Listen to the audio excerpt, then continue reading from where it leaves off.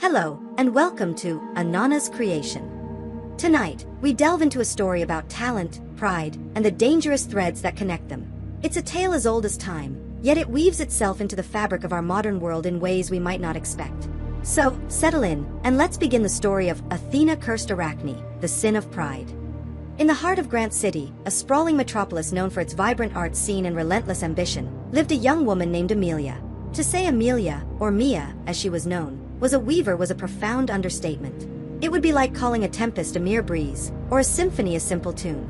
Her hands did not just work a loom, they danced, they flew, they commanded the threads, coaxing them into tapestries so breathtakingly real they seemed to pulsate with a life of their own. Her studio, a cavernous converted loft in the city's trendy warehouse district, was a sanctuary of color and texture. Sunlight, thick with dancing dust motes, poured through massive industrial windows, illuminating a veritable treasure trove of materials.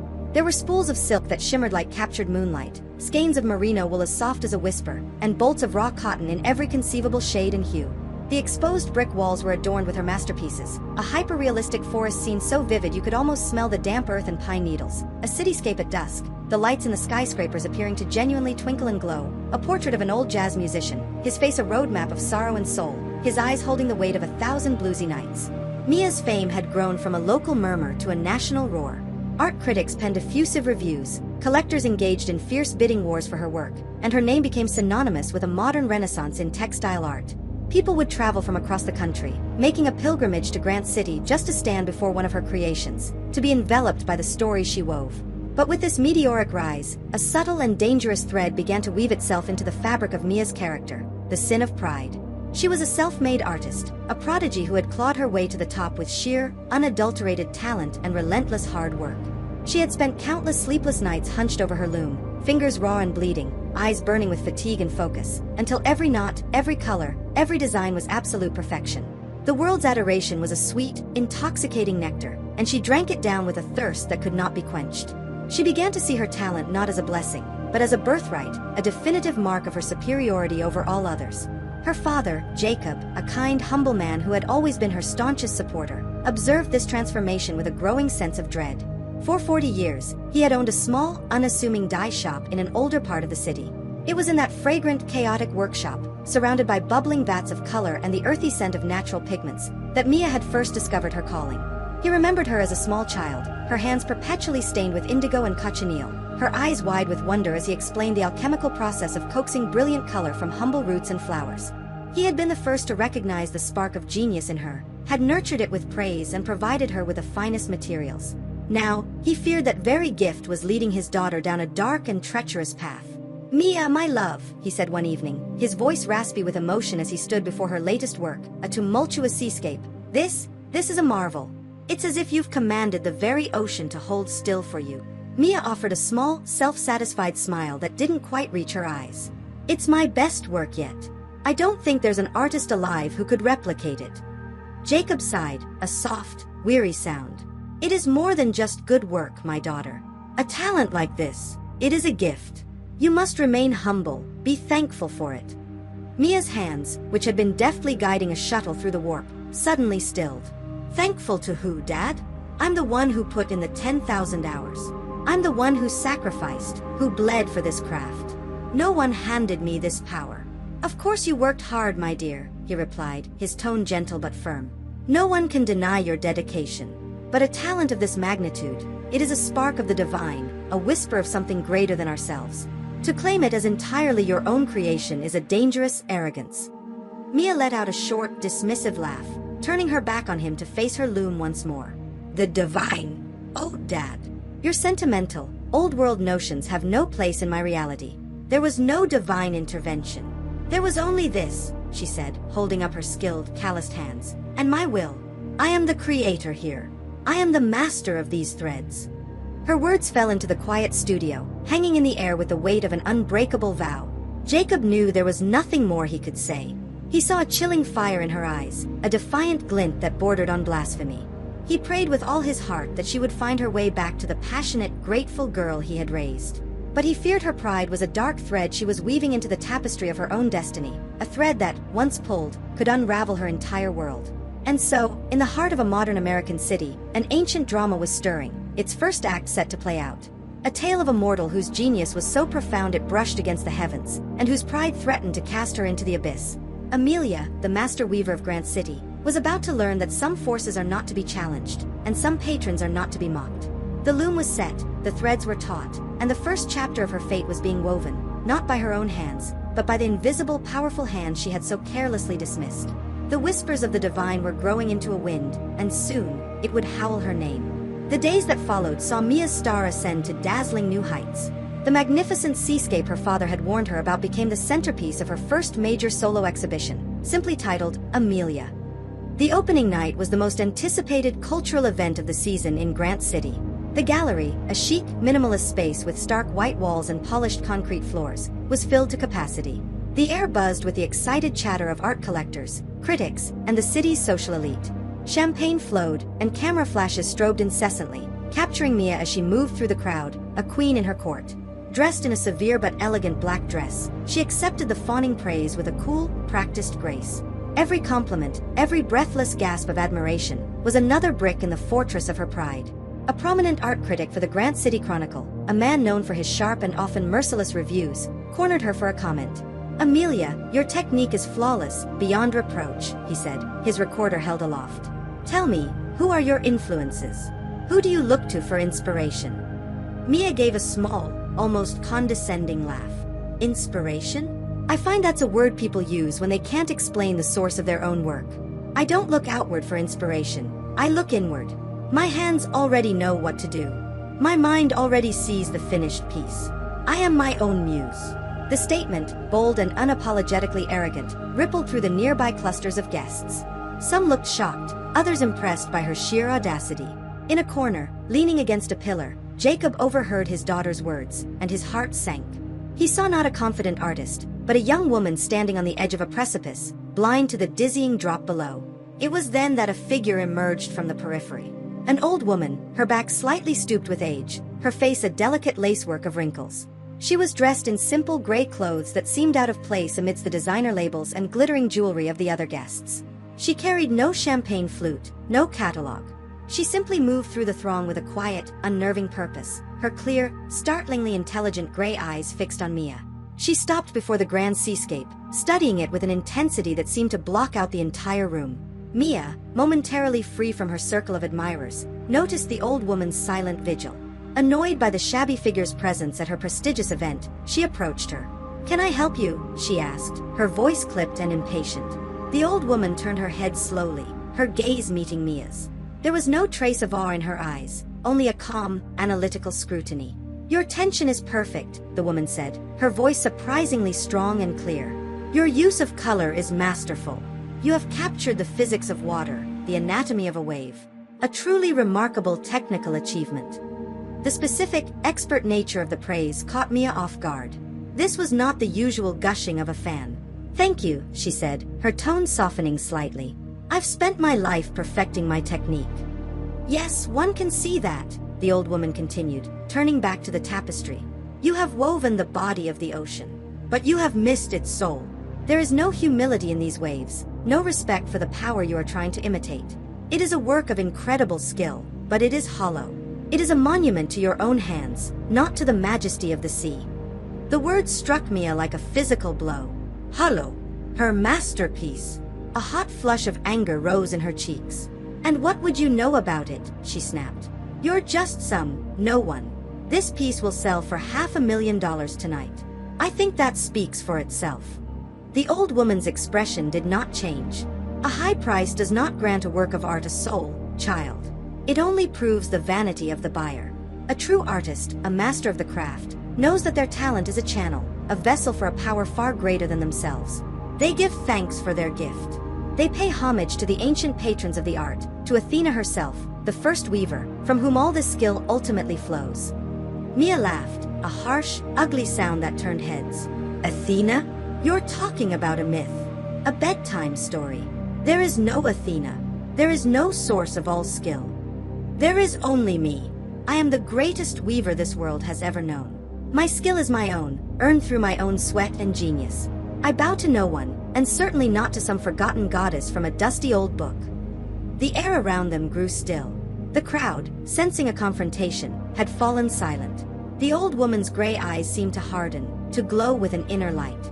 "You are a foolish, prideful girl," she said, her voice dropping to a low, menacing timbre. "You claim to be the greatest? Greater even than a goddess." Fueled by champagne and rage, Mia took a step forward until she was inches from the old woman's face. "Yes," she hissed, her voice trembling with fury. "Let this mythical Athena come down from her imaginary mountain. I would challenge her to a contest, right here, right now. And I would prove to you, and to this entire city, that my skill is supreme. I would weave a tapestry so profound it would make a goddess weep with envy." A chilling smile touched the old woman's lips. "Be careful what you wish for," she whispered. "Challenges, once issued to the heavens, have a way of being accepted." And with that, she turned and walked away. She didn't push through the crowd, rather, the crowd seemed to part for her, a silent sea of bodies creating a path. Mia watched her go, a strange coldness seeping into her bones despite the heat of her anger. In a moment, the old woman had vanished, as if she had never been there at all. The buzz of conversation slowly returned, but the celebratory mood had been shattered. Mia stood alone in front of her masterpiece, the echo of her own arrogant challenge hanging in the air like a thread about to snap. The departure of the old woman left a vacuum in the gallery, a pocket of dead, silent air. The lively chatter, the clinking of glasses, the very energy of the room had vanished with her. Mia stood frozen, the heat of her anger giving way to a strange, creeping chill that had nothing to do with the gallery's air conditioning. The guests stared, some in stunned silence, others whispering excitedly, unsure if they had just witnessed a genuine confrontation or some bizarre piece of performance art. The critic from the Chronicle was already typing furiously into his phone, his eyes wide with the thrill of a scandalous story. Her father, Jacob, was the first to reach her side. He grabbed her arm, his grip surprisingly strong, his face pale with a fear she had never seen in him before. "Amelia, what have you done?" he whispered, his voice hoarse. "You must go after her. Apologize. Take back what you said. Please." Mia wrenched her arm away, the defiant fire returning to her eyes. "Apologize? For what? For defending my work against some crazy old woman? She insulted me, Dad. She insulted everything I've ever worked for. She was not just some old woman," Jacob insisted, his voice rising in desperation. "Did you not see her eyes? Did you not feel it in the room? You have trespassed, Mia. You have shouted into a canyon, and you do not know what kind of echo you will get back." "I'll get back the echo of my own voice, because I'm the only one who matters in this," she retorted, turning her back on him. The rest of the evening was a blur. Mia went through the motions, smiling for cameras and accepting congratulations, but her mind was elsewhere. She replayed the encounter again and again, the old woman's calm, cutting words, her unnerving gray eyes, and her final whispered warning. For the first time, a hairline crack appeared in the marble facade of her self-assurance. The next morning, the story was everywhere. The Chronicle's headline read, "Artist Amelia challenges a goddess." The article painted Mia as a brilliant but troubled artist, a modern Icarus flying too close to the sun. Social media exploded. Memes appeared, depicting Mia squaring off against a cartoon Zeus. Pundits on arts blogs debated whether it was a masterful publicity stunt or a sign of a spectacular public meltdown. Overnight, Mia became more than just a famous weaver. She became a phenomenon, a symbol of ultimate artistic hubris. Professionally, it was a triumph. The gallery was swamped with visitors. The seascape sold for an astronomical sum to an anonymous international collector. Offers for commissions and interviews poured into her inbox.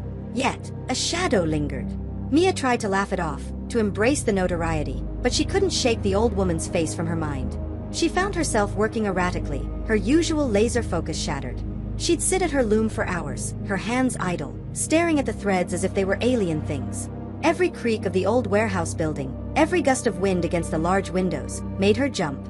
Her father tried to speak with her again, but she refused to listen, accusing him of being superstitious and unsupportive. A painful distance grew between them, the man who had been her anchor now adrift on the other side of a gulf of pride she had created herself. 3 days after the gallery opening, the city itself responded. It was late afternoon, and Mia was in her studio, trying and failing to begin a new project. Below, the streets of Grant City were clogged with rush hour traffic. Suddenly, the light in her studio changed. The warm golden glow of the setting sun was replaced by a cool, intense white light that seemed to be coming from everywhere at once. Puzzled, she walked to the massive window that overlooked the city's central plaza. And then she saw it. On the colossal digital billboards that wrapped around the skyscrapers, the screens that usually displayed advertisements for luxury cars and soft drinks, a single message was appearing. All the vibrant, chaotic ads had vanished, replaced by simple, elegant text on a stark white background. The same message, on every screen, visible for miles. It read, "The challenge is accepted. A venue will be prepared. 2 looms, 2 artists. 1 truth. Show the world your soul's true work." Traffic on the streets below slowed to a crawl. People were getting out of their cars, pointing their phones at the sky, their faces a mixture of confusion and awe. There was no company logo, no attribution. The message simply hung there, dominating the skyline, a silent, monumental declaration. Mia's breath caught in her throat. The studio, her sanctuary of control and creation, suddenly felt like a cage. This was impossible. It couldn't be real. A city-wide hack. A prank of epic proportions orchestrated by a rival? But as she stared at the words emblazoned across the sky, a terrifying, absolute certainty settled in her heart. This was no prank. This was the echo her father had warned her about. The challenge she had screamed in a fit of rage had been heard, and the reply was now written in light across the face of her city for all to see. Her knees felt weak, and she gripped the window frame for support. The seed of fear that had been planted in the gallery now burst into full, terrifying bloom. For a moment, all the arrogance, all the pride, was stripped away, leaving her small and exposed. But then, another feeling rose to take its place, a stubborn, defiant fire. She had been called out. The world was watching. Retreat was not an option. Straightening her back, she stared out at the impossible message, her fear hardening into a diamond-sharp resolve. "All right then," she whispered to the silent city. "Let's see what you've got." The message on the skyline remained for precisely 1 hour, then vanished as abruptly as it had appeared, leaving the city's advertisements to reclaim the sky. But the impression it left was indelible. Grant City was irrevocably changed. The supernatural had torn a hole in the fabric of the mundane, and the world was clamoring to look through it. Within hours, news vans with satellite dishes bristling from their roofs clogged the streets around Mia's studio. Journalists from every major global network shouted her name, begging for a statement. The incident was the leading story from London to Tokyo. Was it a hoax? A transcendent piece of viral marketing? Or was it real? Mia locked herself in her studio, the relentless buzz of the media outside a mere hum compared to the roaring in her own mind. She didn't answer her phone, didn't look at the news. She just sat, staring at her own loom, the familiar wooden frame now seeming foreign and inadequate. The challenge she had made in a moment of pique had taken on a terrifying reality, and she was no longer in control of the narrative. The city held its breath for the rest of the day and through a tense, watchful night. Then, on the morning of the second day, it happened. In Centennial Park, the vast green heart of Grant City, a place where children flew kites and couples picnicked, a structure now stood where only open grass had been the night before. It had appeared without a sound, without a single witness to its construction. It was a pavilion, circular and open to the air, ringed by soaring white columns that seemed to be carved from solidified light. The architecture was reminiscent of ancient Greece, yet it was rendered in a material that shimmered like mother of pearl, catching the morning sun in a way that defied earthly physics. It felt both impossibly ancient and stunningly futuristic. A low, misty energy, visible only as a faint shimmer in the air, seemed to pulse from its center. The police cordoned off the area, but a massive, silent crowd gathered at the perimeter, simply staring, their phones held up to capture the impossible sight. When Mia finally emerged from her studio, the path to her car was a chaotic gauntlet of reporters. Shielding her face, she drove through the city, her destination a foregone conclusion. She felt a pull, an undeniable summons to the park. When she arrived, the police commissioner himself was there to meet her. He had a bewildered look on his face. "It's for you," he said simply, gesturing towards the cordon. "The officers, we can't seem to get any closer than about 50 yards. But the path seems to be clear for you." Walking with a resolve she didn't feel, Mia passed through the police line. As she did, the murmur of the crowd faded away, replaced by a profound and humming silence. She stepped onto the pavilion's gleaming floor and looked at what lay within. In the center of the structure stood 2 looms. One was hers, or rather, a perfect incarnation of what hers strived to be. Its frame was not wood, but a seamless construction of polished titanium and carbon fiber, light and impossibly strong. The heddles and shuttle were crafted with a jeweler's precision. It was the pinnacle of human craftsmanship and technology, a loom that promised flawless execution. The other loom was its stark opposite. It was made of a single continuous piece of gnarled silvery wood, a wood she instinctively knew to be olive. It looked ancient, twisted by time and wisdom, yet it was not old or decaying. It was vibrant, humming with a quiet, organic power. There were no visible nails or joints, as if it had been grown rather than built. It was a loom that seemed to have sprung directly from the earth, a thing of pure, natural creation. As Mia stood between them, her mind reeling, the rules of the contest bloomed in her consciousness, not as words or sounds, but as a sudden, complete understanding. First, the theme. They were to weave a tapestry on the subject of power, one that depicted its true nature. Second, the duration. They would have 3 days and 3 nights, beginning at the next sunrise. They would not be permitted to stop for rest or food or drink. All that they needed would be provided by their craft itself. Third, the judgment. There would be no judges. When the tapestries were complete, they would be revealed to the world. The truth and soul within the work itself would be the final arbiter. The world would know the winner not by declaration, but by revelation. A cart stood nearby. On it were 2 collections of thread. One was a vast, meticulously organized spectrum of the finest man-made fibers and dyes she had ever seen. The other was a collection of threads that seemed to shimmer with their own inner light, colors that felt more like raw emotions than simple pigments. She walked to the titanium loom, her loom, and ran a hand over its cool, smooth surface. Here was something she understood. It was a machine of precision and logic. Its perfection gave her a surge of her old confidence.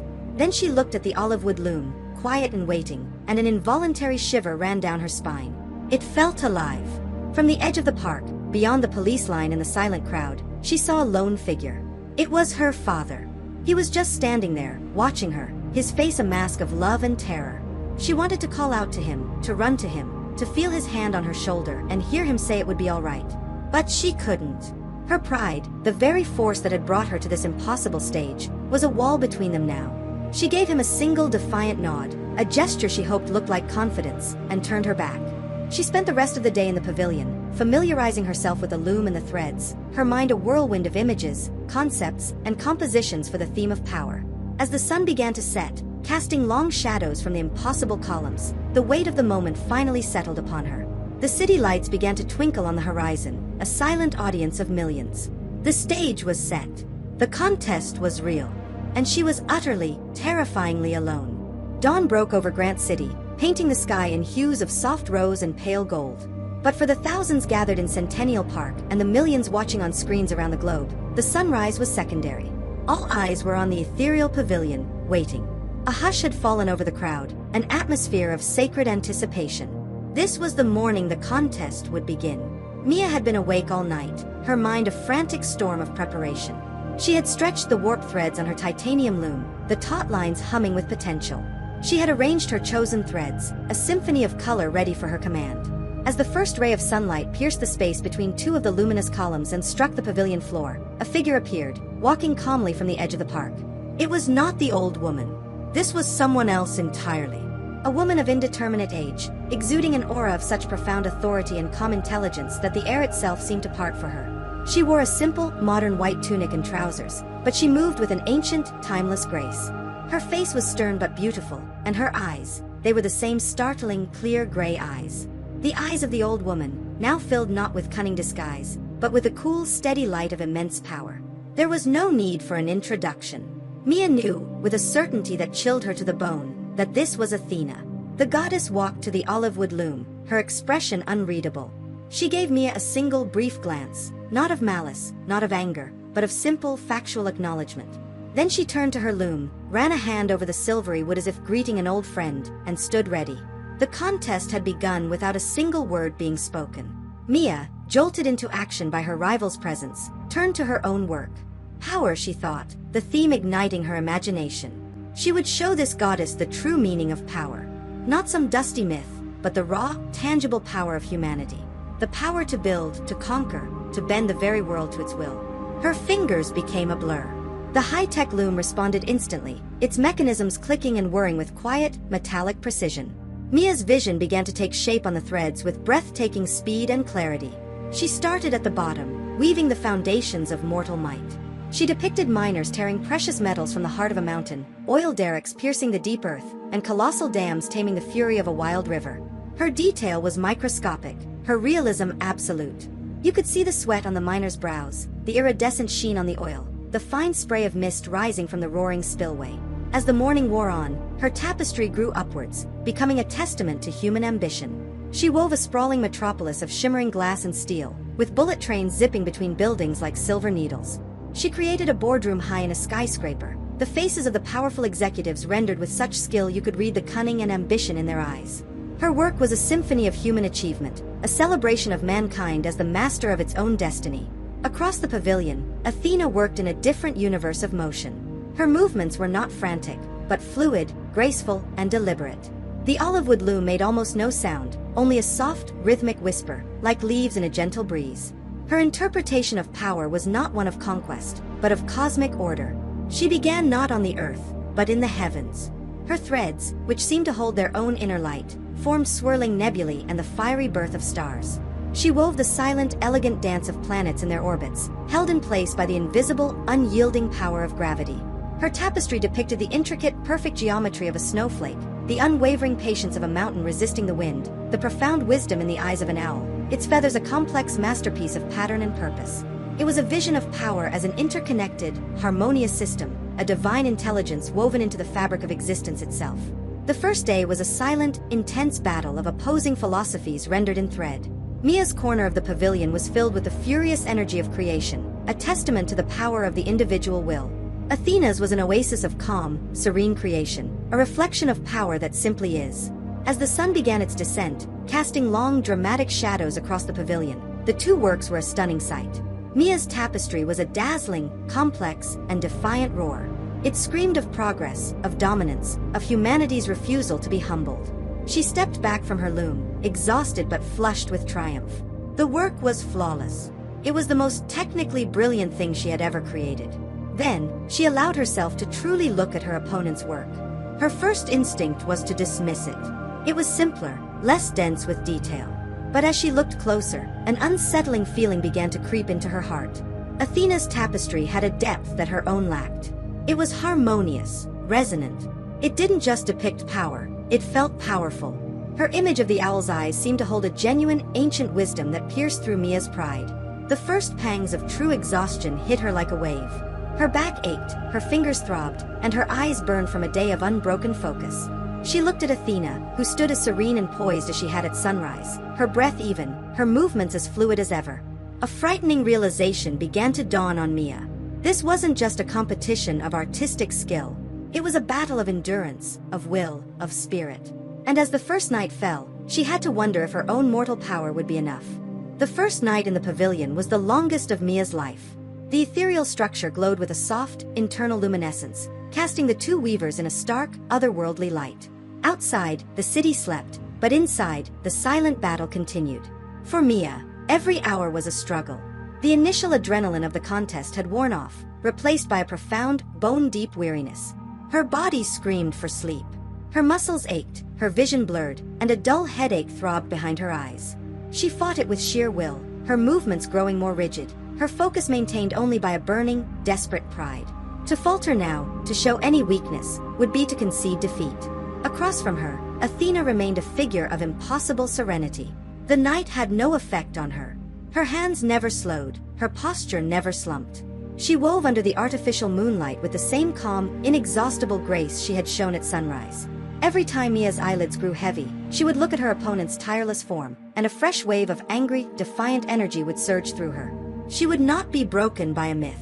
As the second day dawned, the character of the two tapestries began to shift dramatically.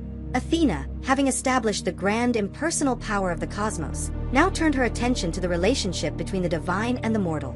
With solemn precision, she began to weave the great thrones of Olympus. But this was no vain self-portrait. She depicted the gods as custodians of cosmic law. There was Zeus, not as a king, but as a solemn judge, wielding a lightning bolt that represented not rage, but swift, impartial justice. She showed the gods bestowing gifts upon humanity, the knowledge of agriculture, the inspiration for law, the spark of artistic creation. Then, her threads took a darker, more cautionary turn. She began weaving the stories of mortals who, like Mia, had been consumed by their own pride. She depicted a king who declared himself a god, his city then swallowed by an earthquake. She wove the tale of a musician who boasted he could play more beautifully than Apollo, only to be struck dumb, his talent turning to ash in his mouth. Each image was a clear, unambiguous lesson in humility, a solemn warning about the mortal folly of hubris. It was a grand, sweeping epic about the proper order of the universe, and the consequences for those who sought to defy it. Mia watched this new direction unfold from across the pavilion, and she felt a hot, visceral rage. This was no longer a contest of skill. It was a lecture. A direct, condescending message aimed squarely at her. The goddess was weaving Mia's own story, her own downfall, right before her eyes.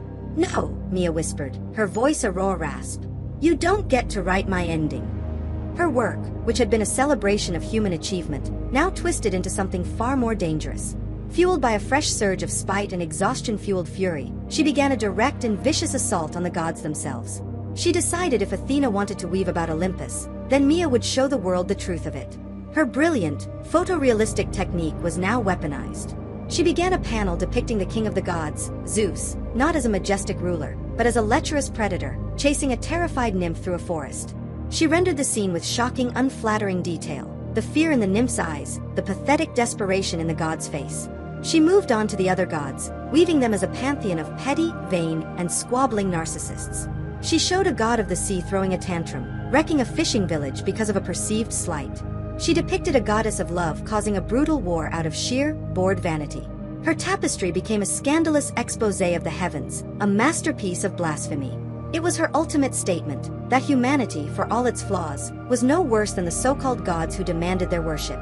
That mortal power was more honest than the corrupt power of the divine. From the edge of the park, Jacob watched, his hands clenched into fists. He couldn't make out the fine details from his distance, but he could see the narrative taking shape.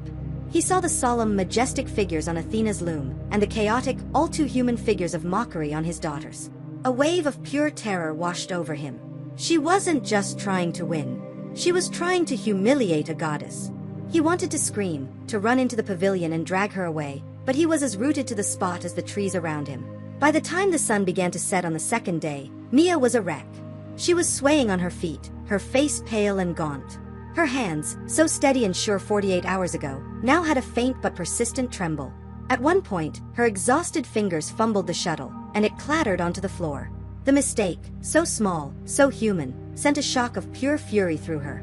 She snatched it up and continued, her movements now jerky and aggressive. The act of creation was no longer a dance, it was a war. The two tapestries were nearly complete. Mia's was a work of shocking, undeniable genius, a beautiful, vibrant, and vicious piece of propaganda. Athena's was a work of profound, unsettling majesty, a solemn, epic poem of order and consequence. Mia glared at her divine opponent, who was now weaving the final border of her work, her expression as placid as ever. Mia had thrown her greatest insult, her most profound defiance, onto the loom for the world to see. She had crossed a line. There was no apology, no retreat. The final day would bring the judgment. The second night was a descent into a waking nightmare. As the world outside the glowing pavilion slept, Mia's mind, frayed by 60 hours of sleepless intensity, began to betray her. The figures in her own tapestry seemed to shift and writhe in her peripheral vision. The lecherous Zeus she had woven appeared to wink at her. The terrified nymph seemed to weep real, shimmering tears. Across the pavilion, the figures in Athena's work were even more terrifying. The majestic gods on their thrones no longer looked solemn. They looked stern, their woven eyes seeming to follow her every move with cold, implacable judgment. The owl she had scoffed at now seemed to be the wisest, most ancient being she had ever seen, its gaze stripping away her defenses layer by layer. She was running on nothing but the fumes of her own rage. Every pass of the shuttle was an act of pure defiance against the exhaustion that was clawing at her consciousness. Her body was a stranger to her, a machine she was forcing to operate long after it should have shut down. But she would not stop. She would not falter. She would finish. As the first weak light of the third and final day filtered into the pavilion, she began the last section of her work. After her scathing indictment of the gods, she needed a final, triumphant statement. With trembling but determined hands, she began to weave herself into the tapestry. At the very top, reigning over the chaotic, flawed pantheon she had created, she wove a small self-portrait. It was Mia at her loom, her face a mask of cool, defiant victory, her eyes looking directly out at the world. It was a signature, a final declaration. I, a mortal, am the master of this creation. I am the true power here. At the same moment, Athena began her own concluding image. Her work was already a masterpiece of cosmic order and solemn consequence. Her final panel was its quiet, devastating conclusion. She did not weave a triumphant self-portrait or a scene of vengeful destruction. Instead, she wove a simple image, a pair of hands, exquisitely rendered, hovering over a loom. They were a weaver's hands, strong and skilled, but they were trembling. And the threads of the tapestry on the loom before them were snapping, one by one, the vibrant colors of the image unraveling into a chaotic, meaningless tangle. It was not an image of anger. It was an image of profound, tragic loss, the image of a great gift being unmade by the very hands that had wielded it. As the sun reached its zenith, casting no shadows within the luminous pavilion, the two artists tied their final knots in perfect synchronicity. The humming silence that had filled the space for 3 days deepened, becoming absolute. The contest was over. For a long moment, the two finished tapestries simply hung side by side, bathed in the pavilion's otherworldly light. Then, the judgment began. It started with Mia's work. As the world watched, the breathtaking realism of her tapestry began to feel wrong. Her technical brilliance was undeniable, a shocking display of skill. But the spirit behind it was now laid bare. The defiance no longer looked like courage, it looked like a tantrum. The mockery of the gods no longer seemed clever, it felt like cheap, bitter vandalism. The vibrant colors suddenly seemed garish, the perfect details cold and clinical. For all its lifelike detail, it was utterly lifeless. It was a masterpiece of technique, but it had no soul. It was a monument to an ego, and it was hollow. Then, a collective gasp went through the crowd as they turned to Athena's work. The light in the pavilion seemed to dim, all of its energy being drawn into the threads of the goddess's creation. The tapestry began to glow. It wasn't just a depiction of the cosmos, it felt like you were looking into the cosmos itself. The woven stars twinkled with real light. The image of the owl's eyes radiated a wisdom so profound it felt ancient and absolute. The cautionary tales didn't feel like threats, but like sad, immutable truths. When people looked upon it, they didn't just see a picture. They felt a sense of order, of humility, of their own small but meaningful place in a vast, interconnected universe. The truth did not need a judge to declare it. The truth was radiating from every thread of Athena's loom. Mia saw it. She felt it. The wave of realization was a physical force, knocking the air from her lungs and the strength from her legs. She saw her own work, the thing she had poured her very being into, shrink and curdle in the face of true creation. Her defiance, her pride, her belief in her own supreme self-sufficiency, it all collapsed into dust. She had built a fortress of arrogance, and the quiet, simple truth of her opponent's art had leveled it without a single stone being thrown. She had not just been outwoven. She had been shown the true poverty of her own soul. The exhaustion of 3 sleepless days, the agony of her aching body, it was nothing compared to this. This was the agony of a spirit being broken. With a cry that was half sob, half gasp, Amelia collapsed to her knees on the gleaming floor of the pavilion. She was defeated, not by the power of a vengeful goddess, but by the undeniable weight of the truth she had so arrogantly denied. A profound silence descended upon Centennial Park, a silence that rippled out across the entire globe. The judgment was complete, rendered not by a voice but by the undeniable truth emanating from the looms. On one side hung a masterpiece of cold, empty pride, on the other, a masterpiece of living, breathing soul. In the space between them, Amelia knelt, her body racked with sobs of utter brokenness. The fortress of her ego had been leveled, and all that remained were the ruins of a spirit that had seen its own ugliness for the first time. The goddess Athena stepped down from the platform of her loom. The ethereal light of the pavilion seemed to coalesce around her as she walked, not with the stride of a gloating victor, but with the solemn gravity of an executioner. She stopped before the weeping young woman. Her shadow, long and stark, fell over Mia. Lifting her tear-streaked face, Mia looked at the divine being, and for the first time, she felt no defiance, no anger, only a crushing wave of shame. Her gaze flickered to her own tapestry, the beautiful, hateful thing that had cost her everything. "It's ugly," she choked out, the words raw and ragged. "The things I wove, the pride, it's so ugly. I wish I could unweave it. I just want to pull it all apart until there's nothing left." Athena looked down, and her gray eyes held not triumph, but a deep and sorrowful pity. "You used a divine gift to create a monument to your own arrogance," the goddess said, her voice calm but resonant with immense power. "You had the skill to weave beauty and truth, but you chose to weave mockery and lies to feed your vanity. You challenged the very source of your gift, believing the channel was greater than the spring." She knelt, bringing herself level with Mia, a gesture of strange and terrifying intimacy. "You wished to unweave? To pull things apart? And you loved to weave so much that you would defy the heavens for it. Your sentence, Amelia, will be a reflection of your own choices. Your desires will be granted, but in a form that fits your crime."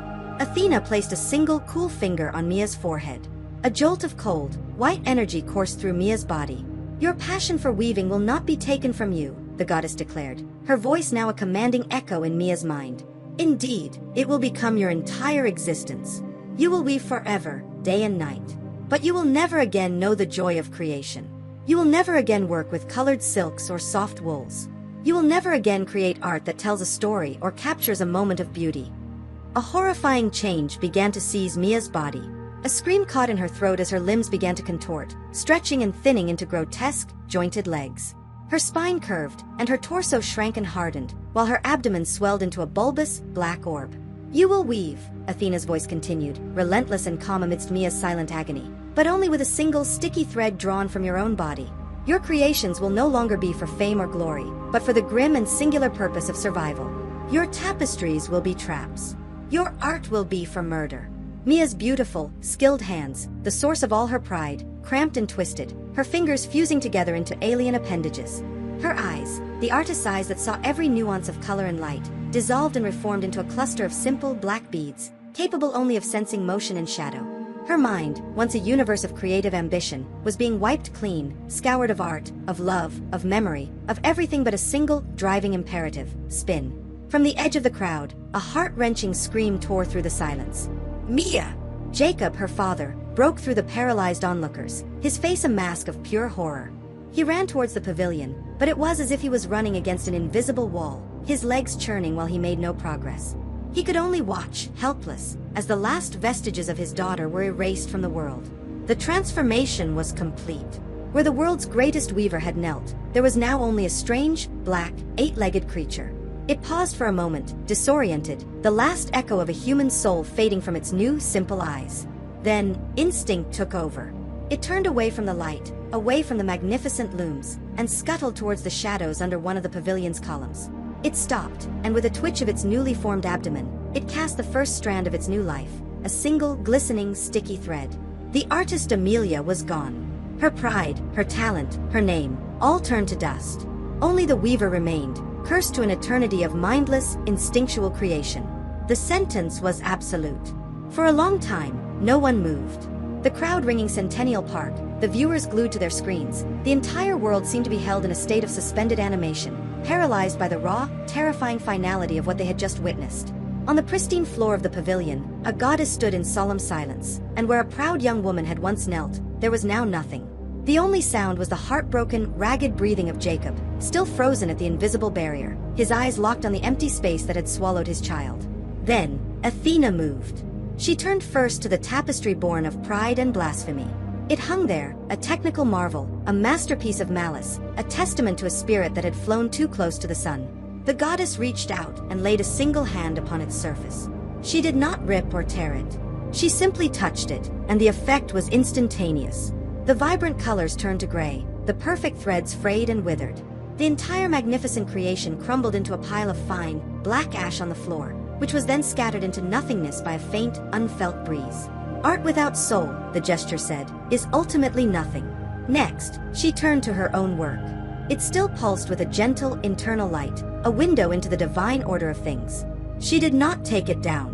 Instead, she raised her hands towards it, and the tapestry dissolved into a river of pure, silver light. The light flowed from the loom and up through the open roof of the pavilion, ascending into the bright blue afternoon sky. As the world watched, the light coalesced into a new pattern of stars, a constellation unseen by any astronomer before. It took the shape of a celestial loom, a permanent and shining reminder in the heavens of the story, the contest, and the terrible, profound lesson. With her work complete, the goddess turned her gaze upon the crowd one last time. Her expression was not one of anger or of triumph. It was one of deep, ancient sorrow. Then she too began to dissolve, not into light, but into the very air itself, becoming transparent and then vanishing completely. The divine presence was gone. The moment she vanished, the pavilion began to fade. The luminous columns grew translucent, the gleaming floor becoming transparent, until the entire impossible structure had evaporated like a mirage, leaving behind only the green grass of the park, slightly flattened, as if from a heavy morning dew. The spell was broken. A collective roar of shock and horror went up from the crowd. Jacob, finally released from his paralysis, sprinted forward, his feet pounding on the now empty ground. He fell to his knees on the spot where Mia had been transformed. There was nothing there. No ash, no trace of the divine, nothing except for a single, impossibly thin, glistening thread stuck to a blade of grass, shimmering in the sunlight. He picked it up with trembling fingers. This was all he had left of his daughter. A fragile, sticky string. He collapsed onto the grass, the sound of his grief a lonely, human anchor in a world that had just been irrevocably tilted on its axis. The aftermath of what the world came to call the Judgment at Centennial Park was a global reckoning. The undeniable proof of a higher, divine power sent shockwaves through every aspect of society. Religions were thrown into chaos, science was forced to confront the inexplicable, and the arts were forever changed. A new seriousness, a sense of humility and even fear, entered into human creation. The word hubris, once a literary term, was now on everyone's lips, a whispered warning against ambition that overreached its bounds. The story of Amelia the Weaver became the ultimate cautionary tale, told to every child, every aspiring artist, every ambitious leader. And the creature she had become needed a name. As mythologists and scholars drew parallels to the ancient Greek legends, the old name was resurrected and given a new, terrifying currency. The world began to call the small, eight-legged weavers in the dark corners of their homes by a new name. They were the children of the cursed artist. They were Arachne. In a shadowed corner of a bench in Centennial Park, one such creature was meticulously finishing its work. The web, a perfect geometric spiral, glistened with dew. The creature had no memory of fame, of art, of a loving father. It had no knowledge of the constellation that now bore the shape of its forgotten passion, or that its new name was being whispered with awe and pity across the planet. It felt only the vibration of a fly striking the outer thread, and it moved, driven by a mindless, ancient, and eternal instinct. The curse was complete, its epic tragedy now hidden in the quiet, desperate, and beautiful work of a simple spider. 6 months passed. The world, after the initial convulsive shock of the Judgment, began to settle into a strange new reality. The impossible had become historical fact.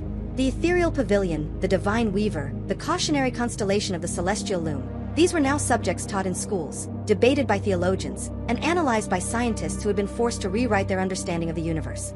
The raw, global terror had subsided into a pervasive, low-grade awe. Humanity now collectively walked on eggshells, aware that the heavens were not empty, and that they were watching. For Jacob, Amelia's father, there was no new reality. There was only the unending, silent echo of the old one. He had sold his dye shop, a place now haunted by his daughter's memory and besieged by a morbid public. He took the money and bought a small, isolated cabin deep in the forested hills, miles from Grant City and its prying eyes. He had become a recluse, a ghost long before his time, his only companions the trees and the quiet, creeping things of the earth. His grief was a strange and meticulous thing. It was not loud or performative. It was an obsession. His cabin was filled not with photos of his daughter, which were too painful to look at, but with books. Dozens of them, all on the same subject, arachnology. He, a man whose life had been dedicated to color and fabric, was now an expert on spinnerets, on the tensile strength of silk, on the hunting patterns of orb weavers and the burrowing habits of wolf spiders. He had become the world's most heartbroken entomologist. Every day was the same. He would rise, make his coffee, and then walk the perimeter of his small property, his eyes not on the horizon, but on the small, detailed worlds in the corners of his porch, in the branches of the pines, in the long grass. He was looking for her. He knew, with the logical part of his brain, that his daughter was gone, her consciousness erased, her being reduced to a set of biological imperatives. He knew the creature she had become was just that, a creature. But the heart of a father is not a logical thing. And so he watched, and he waited, for a sign, a glimmer, a ghost of his Mia in the intricate geometry of a web. One cool autumn afternoon, he was on his porch, observing a particularly large and beautiful garden spider that had built its web between the railing and the eaves. The web was a masterpiece of natural engineering, glistening with the day's captured moisture. Jacob sat in his rocking chair, a mug of tea growing cold in his hands. "Mia," he whispered, the name a painful, rusty thing in his throat. "It's a beautiful design. The tension is perfect. Just like you always insisted on." He smiled a sad, watery smile. "Do you remember the day we spent mixing the crimson? For the sunset tapestry? You were so stubborn. You said the color needed more soul." He sighed, the sound lost in the rustle of the wind.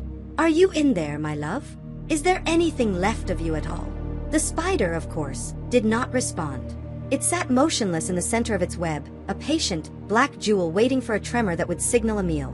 Jacob watched it for another hour, his hope, as always, slowly draining away, leaving only the familiar ache of loss. But then, something happened. The spider stirred. It was not the quick, predatory movement he was used to seeing. It moved slowly, deliberately, to a small, empty section in the upper quadrant of its web. And then, it began to weave. But it wasn't repairing a tear or reinforcing a strand. It was adding something. With tiny, precise movements, it began to lay down new threads, creating a small, strange pattern that was separate from the main spiral of the trap. Jacob leaned forward, his heart beginning to pound in his chest. It was a shape. A tiny, dense knot of threads that formed a distinct pattern. It was not a letter. It was not a picture. It was a complex, swirling knot, a small sigil of silk. He stared, his mind racing, a bolt of recognition so powerful it almost knocked the breath from him. He knew that shape. Years ago, when Mia was just a girl, first learning to weave on a small, child-sized loom he had built for her, she had struggled with tying off her work. She had invented her own finishing knot, a unique, slightly clumsy but effective little swirl that was her first true signature as an artist. She had used it on every piece she made until she was a teenager and had developed a more professional technique. It was a secret, childish mark of her earliest creations. And now, it was hanging in a spider's web on his porch. He stood up, his chair scraping loudly against the wooden planks. The spider froze, and then, as if startled by the sound, it scuttled up its anchor line and disappeared into a crack in the roof. Jacob was left staring at the web, at the impossible, familiar knot. It was a whisper in a language no one else in the world could understand. It was a flicker of a ghost in the machine. It was a single fragile thread of hope, cast across an ocean of despair. His daughter, his Mia, was not entirely gone. The world, for Jacob, tilted back on its axis. He stared at the tiny, impossible knot in the web, and the gray, muted landscape of his grief exploded into vibrant, terrifying color. Disbelief warred with a surge of joy so fierce it felt like pain. He scrambled back into his cabin, his hands shaking so violently he could barely operate his phone. He took dozens of pictures of the web, zooming in on the knot, praying the focus was clear, that the detail was captured. His next instinct was one of fierce, primal protection. He found an old clear plastic storage bin and, with the delicate precision of a bomb disposal expert, maneuvered it around the section of his porch railing, creating a makeshift sanctuary for the web. He sealed the edges with tape, shielding his precious, fragile evidence from the wind, the rain, and the ravages of time. For the first time in 6 months, he had a purpose beyond simply enduring the next sunrise. He had a clue. But what did it mean? And who in this changed world could he possibly tell? The media would create a circus. The government would classify it, quarantine it, and dissect it. He needed someone who understood the impossible, someone who had lived in the world of myth before it had become headline news. For the next 2 days, he barely slept. He sat at his kitchen table, scrolling through endless articles, forums, and academic papers related to the judgment. He was looking for a name, for a sign that he was not the only one searching for meaning in the divine fallout. He found it in the footnotes of a long, rambling article about pre-judgment mythology. The name was Dr. Eris Thorne, a professor of comparative mythology who had been dismissed from his university position years ago. His crime was academic heresy. He had published papers insisting that the Greek myths were not allegories or fables, but literal, historical records of encounters with powerful, non-human entities. He had been ridiculed, his career destroyed. Now, he was a prophet whose prophecies had come true. Finding Thorne was not easy. The man, having been vindicated in the most spectacular way imaginable, had no interest in the fame or infamy that came with it. He had retreated from the world even more deeply than Jacob had. But Jacob was persistent. He eventually found a contact email for a small, obscure journal of folklore that Thorne occasionally contributed to. With trembling fingers, Jacob attached the clearest photo of the knot and wrote a simple cryptic subject line, a signature from Arachne. 2 agonizingly long days later, a reply appeared in his inbox. It contained only an address in a quiet, old neighborhood of Grant City, and a time. The address led to a tall, narrow brownstone, its windows filled not with curtains, but with towering stacks of books. The man who answered the door was older than Jacob had expected, with a wild mane of white hair and the same startlingly intelligent gray eyes as the goddess, though his were filled with a weary human fire rather than a divine calm. This was Eris Thorne. He led Jacob into a study that was less a room and more a cave built of ancient texts and forgotten artifacts. "I receive 100 emails a day from crackpots and zealots, Mr. Thompson," Thorne said, his voice a low rumble. "Yours was the first one in 6 months that was interesting." Jacob, feeling small and out of his depth, simply handed his phone over, displaying the picture of the knot. "My daughter's name was Amelia," he began, and he told the whole story. Not the grand, epic one the world knew, but the small, intimate one. He spoke of the little girl with dye-stained hands, of her fierce pride, and of the unique, childish knot she had used to sign her very first creations. Thorne listened, his expression unreadable, occasionally glancing from Jacob's face to the image on the phone. When Jacob finished, the old professor was silent for a long time. He walked to his desk, picked up a heavy magnifying glass, and studied the image again.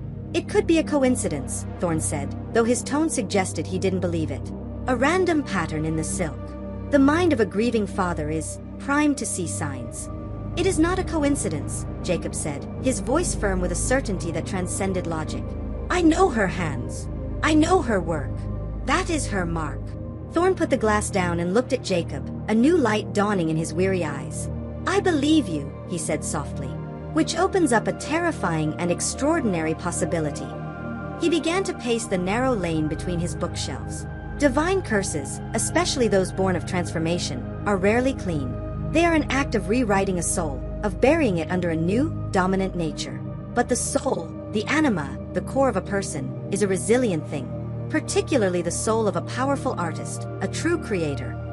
He stopped and turned to Jacob, his eyes blazing with intellectual excitement. What if the curse was flawed? What if Athena's power could erase the mind, the memory, and the woman, but it could not entirely extinguish the spark of the artist? It's buried, deep beneath layers of instinct. But in the one creative act left to her, the weaving of a web, that spark, that ghost of her old self, is finding a way to surface. It's muscle memory, on the level of the soul. Jacob felt a dizzying wave of hope. Then she's in there? My Mia is still in there. A piece of her, Thorn cautioned, holding up a hand. A fragment. An echo. Not the daughter you knew, but something. A signature is proof of an author. He leaned forward, his voice dropping. Mr. Thompson, this is the most important discovery since the judgment itself. If we can prove this isn't an isolated incident, if we can find more of these signatures. What? Jacob pressed, his heart hammering. What then? Thorn looked at him, his expression a mixture of awe and fear. If a soul can leave a mark, he said slowly, it means it is still there. And if it is there, perhaps it can be reached. Perhaps a curse laid by a god is not as permanent as we believe. The words hung in the dusty air of the study, impossibly heavy, impossibly bright. Jacob had come here seeking confirmation for a single, desperate hope. He was leaving with the blueprint for a quest he could never have imagined. He was no longer just a father mourning his daughter. He was a man with a new, terrifying purpose, to prove his daughter's soul was not lost, and to dare to believe it could be saved. The dusty, book-lined study of Eris Thorn became a sudden war room. The impossible hope of the previous hour now had to be forged into a practical, actionable plan. The initial euphoria gave way to a daunting, complex question. If fragments of Amelia's soul were leaving messages, where would they be? It would not be a genetic trait, Thorn mused, pacing his narrow lane between the bookshelves, his energy a stark contrast to Jacob's stunned stillness. The curse was metaphysical, a spiritual alteration. It wouldn't be passed down to offspring. No, the fragments of her anima, her soul, were likely scattered in the moment of her transformation. Like echoes of a powerful explosion, they would be strongest in places of great emotional resonance. Places where she left a piece of herself long before the curse. The word resonance struck a chord in Jacob. For the first time, he was able to think of his daughter's life not as a single, tragic arc, but as a map of moments. He and Thorn began to compile a list, a strange and poignant cartography of a lost soul. First on the list was the alley behind the small, drafty studio Mia had rented for years before she became famous. It was a place of struggle, where she had nearly given up a dozen times, a place that held the memory of her purest, most desperate ambition. Next was her favorite lookout point on the edge of the city, a small, grassy bluff where she used to sit for hours with a sketchbook. Then there was Centennial Park, the now hallowed ground of the judgment itself. And last, the one Jacob dreaded most, the old dye shop, his shop, the place where it had all begun. You must be the one to go, Thorn said, his expression softening. I am a theorist, an academic. You are her father. You knew her heart. You will recognize the landscape of her memory far better than I. And so the hunt began. The next day, Jacob drove into Grant City, his old pickup truck feeling like a time machine taking him back into a life that was no longer his. He found the alley behind Mia's first studio. It was a grim, forgotten place, smelling of damp brick and refuse. 4 hours, he meticulously searched, his heart a painful pendulum swinging between hope and despair. He peered into every dark corner, under every windowsill, his flashlight beam cutting through the gloom. He found dozens of webs, intricate and perfect, but none held the mark. By late afternoon, a cold dread began to seep into his bones. What if the first knot had just been a fluke? A cruel trick of light and grief? He called Thorn, his voice heavy with defeat. The old professor was unperturbed. "This will not be easy, Jacob," he said. "We are searching for a miracle, not a lost set of keys. Do not lose faith.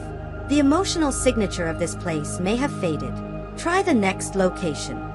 But Jacob couldn't bring himself to go to the lookout point. His faith was too shaken. He needed to go to the place with the deepest resonance, the place with the strongest connection. He needed to go home. That night, under the cover of a moonless sky, he approached the old dye shop.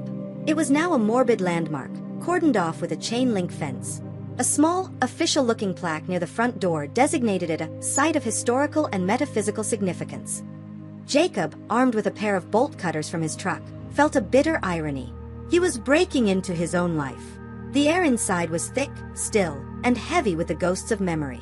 The familiar sense of vinegar and pigment had been replaced by the stale smell of dust and disuse. He moved through the darkness, his flashlight beam dancing across the shadowy forms of the vats and workbenches where he had spent his life, where he had taught his daughter the magic of color.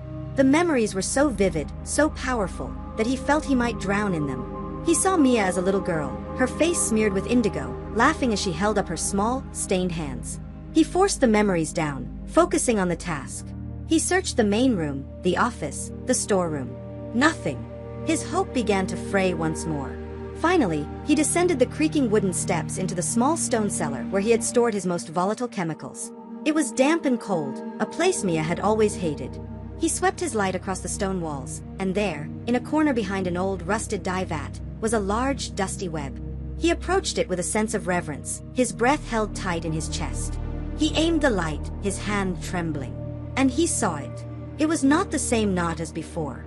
Woven into the web, separate from the trapping spirals, was a small, perfect, five-pointed star made of the thickest silk. Jacob let out a sob that echoed in the small, silent space. When Mia was 7, he had taught her how to mix the 5 primary pigments to create any color imaginable. For a whole year afterward, she had become obsessed with the magic color star, drawing it on everything, a secret symbol of her newfound power as an artist. It was a second signature. A second whisper from the void. Thorn was right. The first time was not a coincidence. This was a pattern. This was a trail. A trail of silk and memory left by the ghost of his daughter, leading him somewhere. He stood in the darkness of the cellar, tears streaming down his face, a man clutching the proof of a miracle, terrified and exhilarated by the question of where the trail would lead next.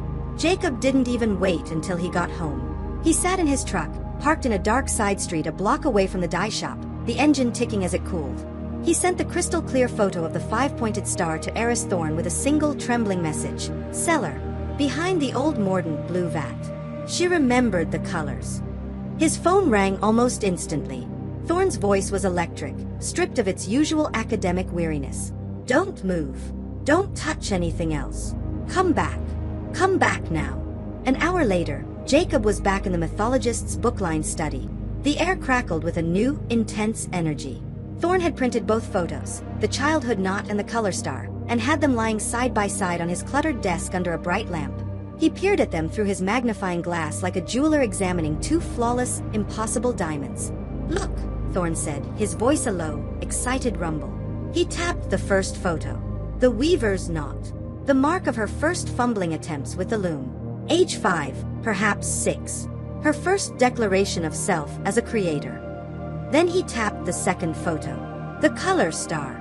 The symbol of her first intellectual grasp of the theory behind her art. Age 7. Do you see, Jacob? It's not random. This is a chronology. Jacob stared at the 2 images. Of course. It was a timeline. A story being told in fragments. What is she doing, Eris? What is this? I don't think she is doing anything, not consciously, Thorne corrected, beginning his agitated pacing. I believe the core of her anima, the very essence of her artistic soul, is trying to reassert itself in the only way it can. It's pushing these memories to the surface. Think of it as a subconscious cry for help, written in the language of her own life. This isn't just a trail. It's a map of a soul. The phrase hung in the air, beautiful and terrifying. A map that might lead them, where? If the pattern holds, Thorne continued, the next point on the map, the next signature, will correspond to her next great artistic leap. After she mastered color, what came next? What was the next pillar of her identity as an artist? Jacob closed his eyes, forcing his way through the fog of grief to the clearer memories beneath. He thought of Mia as a young woman, full of fire and raw talent. Her vision, Jacob said, his voice barely a whisper. It was the moment she stopped just making things and started having something to say. She wanted her work to be seen, to challenge people. She started entering contests, getting her first real public recognition. Thorn stopped pacing, his eyes locking with Jacob's. A heavy silence filled the room as they both arrived at the same dreadful conclusion. The place of her first major public contest. The place where her fame and her pride had truly begun its ascent. The place where it had all ended. Centennial Park, Jacob breathed, the name tasting like ash. It must be, Thorn affirmed, his excitement now tempered with a grim understanding of the implications. It's the next point on the map. The emotional resonance of that place is arguably the strongest on the planet. The hope that had buoyed Jacob for the past day suddenly felt like a stone, sinking in his gut. We can't go there, Eris. It's a shrine. It's crawling with tourists, with those Athena zealots. It's monitored 24 hours a day. They'd arrest me for just stepping on the grass. How could I possibly search for webs? You are correct, Thorn said, running a hand through his wild white hair. This phase of the quest, the search for private memory, is over. We are now entering a new, more dangerous stage. The map is leading us out of the shadows and into the light. He looked at Jacob, his expression serious. We cannot do this alone. I am a researcher. You are a father. We are not spies. He hesitated, then seemed to come to a decision. There are others. People who have been studying the fallout of the judgment from the periphery. People who don't trust the official government explanations or the new cults that have sprung up. People who seek knowledge, not power. He unlocked a drawer in his desk and pulled out a worn leather-bound journal. I have a former student. One of the very few who believed in my theories before it became fashionable. Her name is Kira. She is brilliant, a master of technology and information. She and the small group she works with can move through the modern world in ways you and I cannot. The idea of bringing a stranger into this intensely personal, sacred quest was jarring to Jacob. But looking at Thorn's grave face, he knew there was no other choice. His quiet, lonely search was over. Will she help? Jacob asked. I believe so, Thorn replied. Like us, she is a seeker of truth. And there is no greater truth to be found than the story you are uncovering. He wrote a coded email address on a slip of paper and pushed it across the desk. Contact her. Tell her Eris Thorn sent you. Tell her you are following Arachne's thread. Jacob took the paper. His hand was steady now. The fear was still there, a cold knot in his stomach, but it was overshadowed by a fierce, burning resolve. He looked from the photos on the desk to the slip of paper in his hand. The map had a new destination, and the quest had a new, uncertain ally. He walked to the window and looked up at the night sky. High above the glow of the city, the celestial loom shone down, a silent, glittering witness. He was on a collision course with his daughter's fate, and the path led directly back to the heart of the curse. Back in the solitude of his cabin, Jacob stared at the coded email address on the slip of paper. It felt like a key to a door he was not ready to open. For 6 months, his grief had been a private, lonely vigil. To invite a stranger into that sacred space felt like a betrayal. But the images of the two signatures burned in his mind, eclipsing his fear.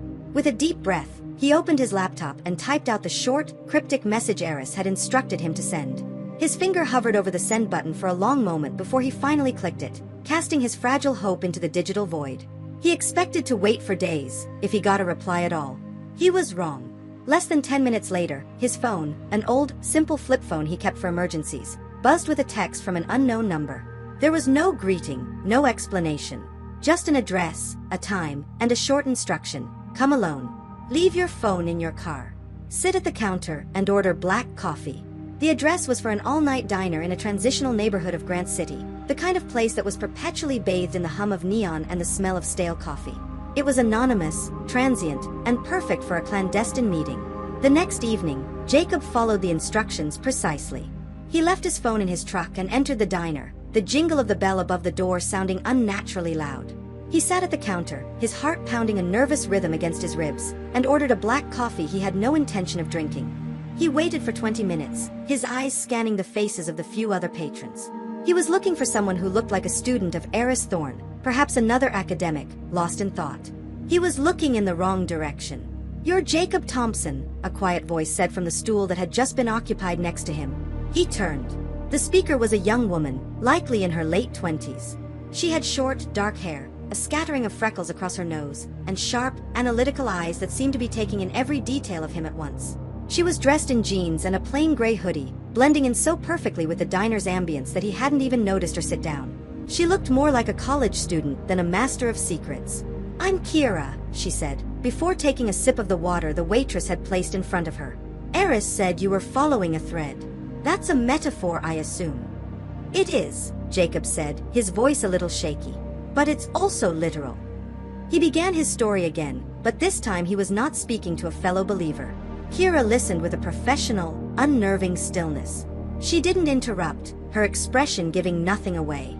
Jacob felt like a specimen under a microscope. He showed her the photos on his old phone, explaining the deep, personal significance of the knot and the star.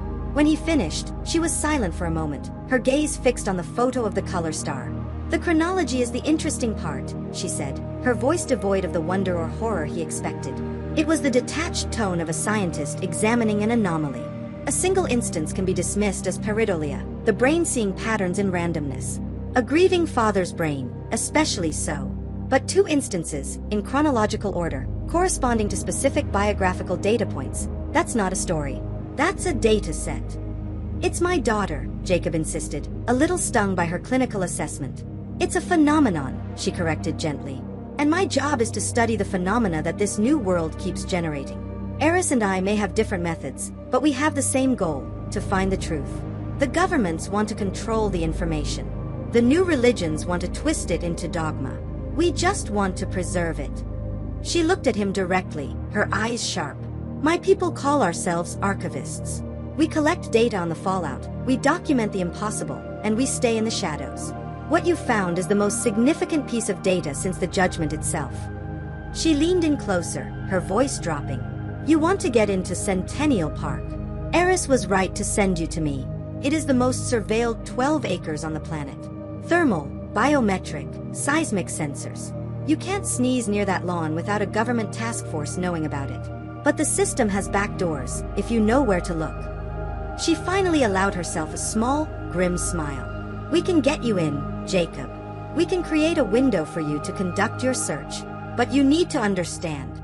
If you are caught, we will not know you. You will be on your own. This is no longer just your personal grief. You are stepping into a very dangerous game." Jacob looked at this young woman, so calm and so serious, and he felt a profound shift. His quest, born of a father's love, was now in operation. He had an ally, but he had also inherited her enemies. "What do you need me to do?" he asked, his voice steady. Kira slid a small, featureless black rectangle across the counter. "A new phone. It's encrypted and untraceable. Keep it charged, keep it with you. Do not use it for anything else. We will contact you with a plan. We will give you a list of things you need to acquire. For now, go home. Try to act as if nothing has changed. And Jacob," she added, her eyes holding his, "be prepared to move quickly. The windows we can create don't stay open for long." With that, she stood up, left a few dollars on the counter, and walked out of the diner, melting back into the city's anonymous hum. Jacob was left alone with his cold coffee, a new, untraceable phone, and the terrifying, exhilarating realization that he had just joined a conspiracy to steal a miracle from the most sacred place on earth. The days following the meeting in the diner were a unique form of torment for Jacob. He was suspended between a world-altering hope and the mundane reality of waiting. He paced the floor of his small cabin, the encrypted black phone feeling like a lead weight in his pocket. He would find himself staring at it for long stretches, wondering if he had dreamt the whole encounter. Had the sharp, intelligent eyes of the young woman been a grief-induced hallucination? Was he just a lonely old man spinning fantasies from a coincidental pattern in a spider's web? He would walk out onto his porch and look at the plastic container protecting the first signature. It was real. He would pull up the photo of the color star on his old phone. It was real. He was not crazy. He was waiting. On the 5th day, the black phone buzzed, a low, urgent sound that made him jump. He fumbled it from his pocket. It was a call, the screen showing only an encrypted string of characters. He answered, his hand trembling. "Jacob." Kira's voice was crisp and immediate, devoid of pleasantries. "It's time for a briefing. Are you someplace private?" "Yes," he said, sinking into a chair. "Good," she replied. "Because this is the only time we will discuss the full plan. There will be no repeat. Are you ready to listen? For the next 10 minutes, Kira laid out the operation with a clarity and precision that was both awe-inspiring and terrifying. She explained that her team had identified a small, recurring energy fluctuation in a derelict power substation on the industrial outskirts of the city, a faint metaphysical echo left over from some forgotten event. She called it a haunt. Her team was going to amplify that signal, making it appear to the government sensors like a major new anomaly was forming. The Anomaly Protocol Response Unit, or APRU, will scramble every available agent to the substation, Kira explained, her voice a calm torrent of information. It's standard procedure. For a brief period, their focus will be absolute. That's our diversion. And the park? Jacob asked. During that window, primary surveillance of Centennial Park will default to its automated systems. My partner can create a 14-minute recursive loop in the park's camera feeds.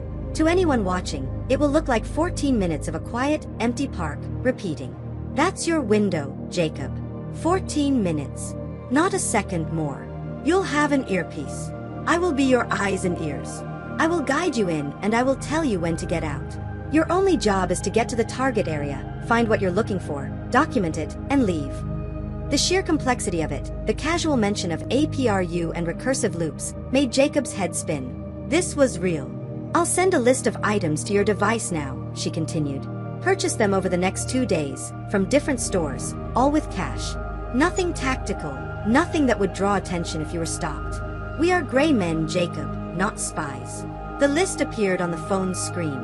A small, high-resolution macro lens for his camera. A simple, dark gray windbreaker and pants. A flashlight with a specific infrared filter. Cotton gloves. A pair of long, non-metallic forceps. The next 48 hours transformed Jacob. The passive, grieving hermit was replaced by a man with a mission. He drove to 3 different towns to purchase the items on the list, the quiet anxiety of the task making him feel more alive than he had in a year. Back in his cabin, he practiced. He spent an entire night learning to attach the macro lens in complete darkness. He memorized the map of Centennial Park that Kira sent, studying the camera locations and the blind spots she had marked. He packed everything into a simple worn backpack that wouldn't draw a second glance. On the 3rd night, he spoke with Eris Thorne over an encrypted line Kira had arranged.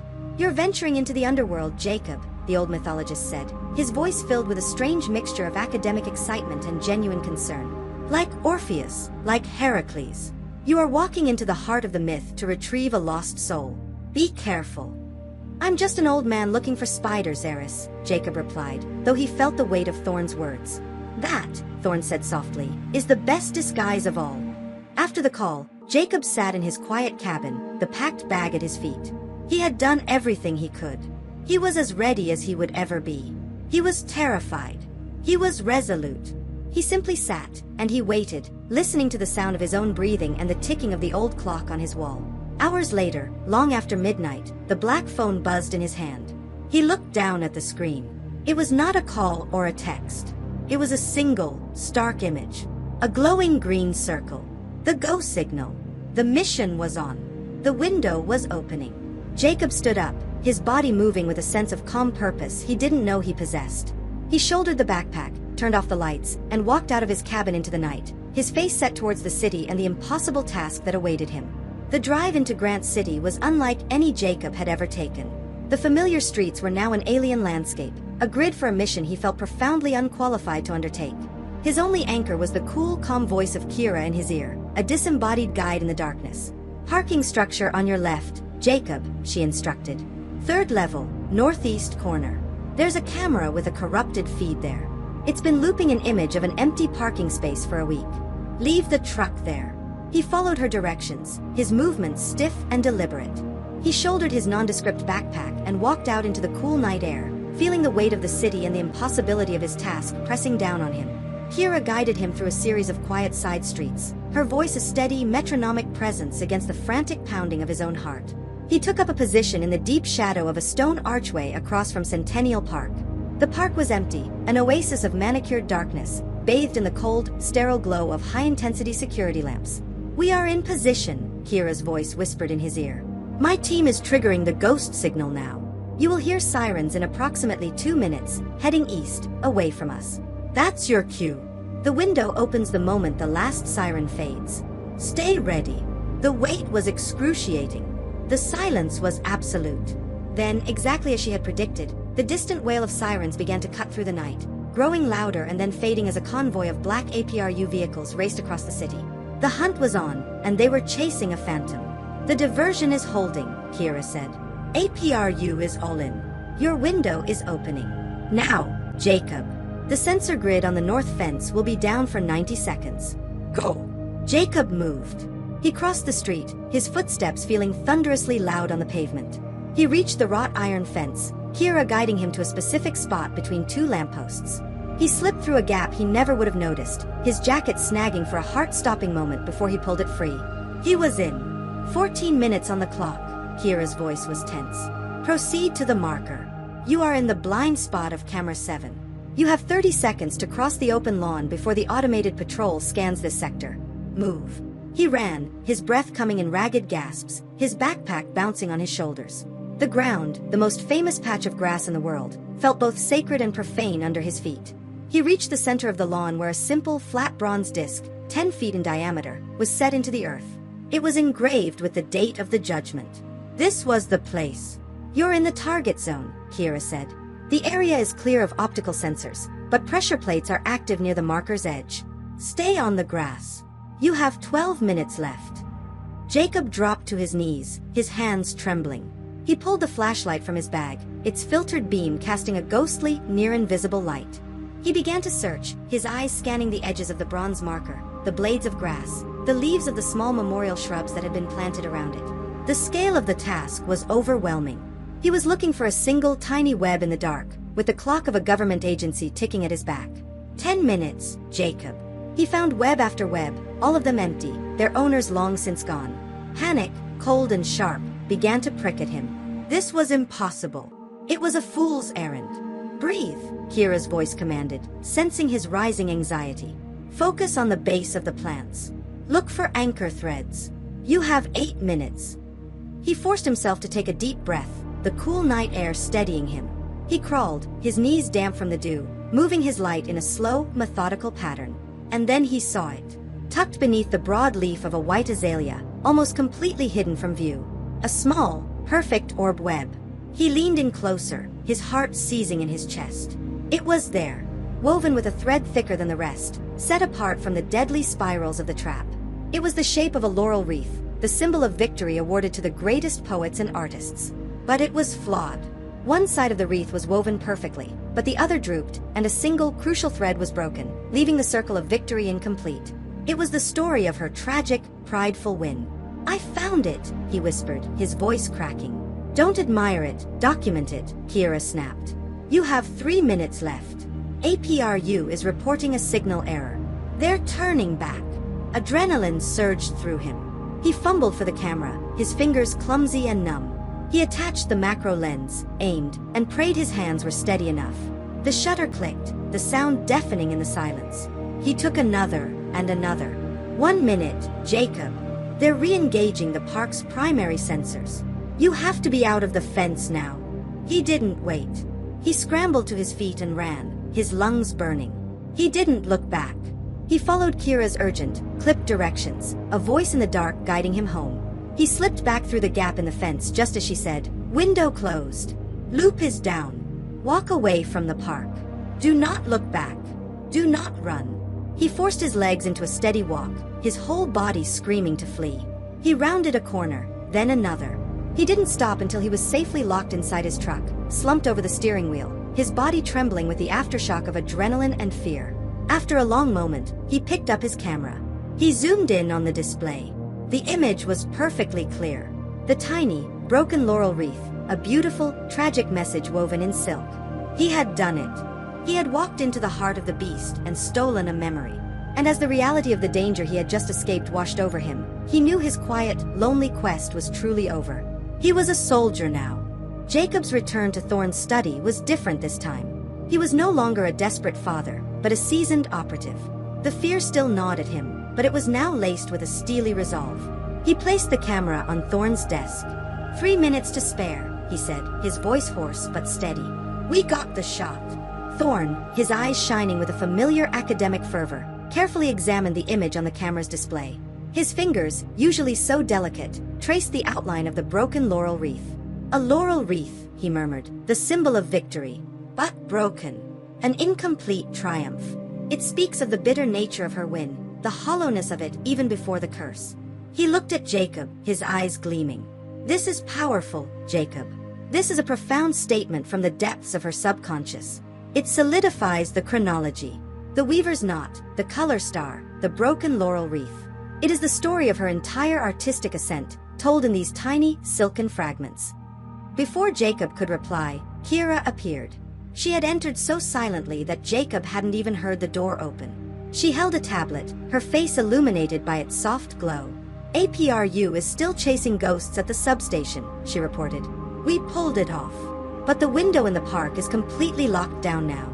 They've tripled the sensor density. We won't be able to get back in there without a full-scale tactical operation.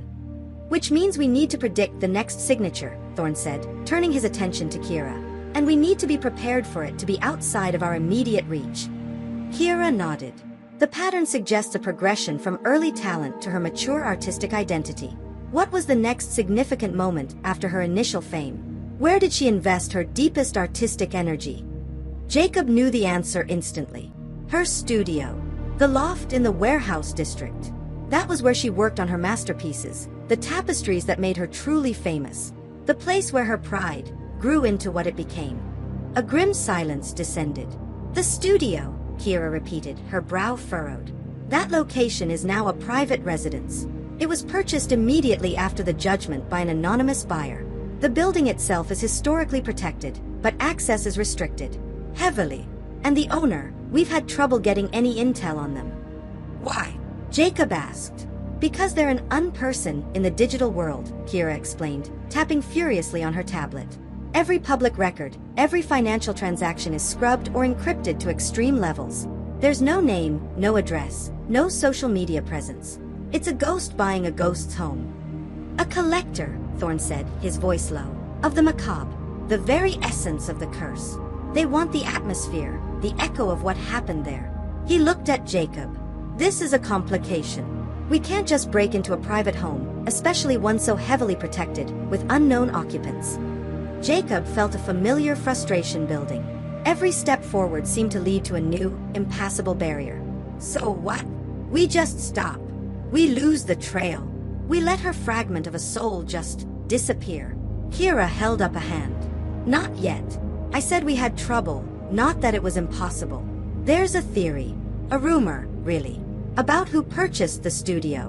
We tracked a specific pattern of financial transactions that seemed to originate from a shell corporation tied to a prominent, reclusive art collector. A man named Silas Croft. He made his fortune in tech, then retreated from public life years ago.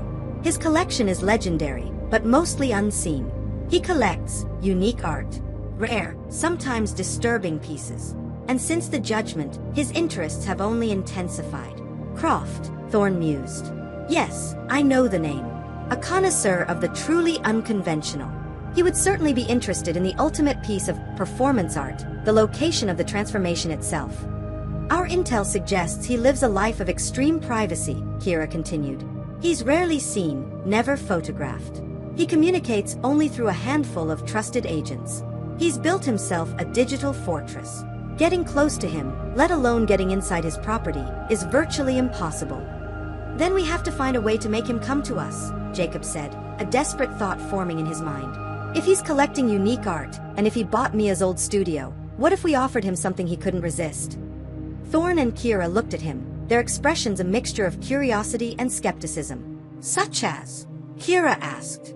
Proof, Jacob stated, pulling out his old phone. The images of the weaver's knot and the color star still on display. Proof that the very thing he's trying to collect, the ghost of the original artist, is still leaving her mark. Proof that he's not just bought a studio. He's bought a piece of a continuing, living miracle. Kira's analytical mind processed the idea. Leverage. A negotiation, not a break-in. It's risky. He could try to steal your data, or worse, use it for his own ends. But it's also compelling.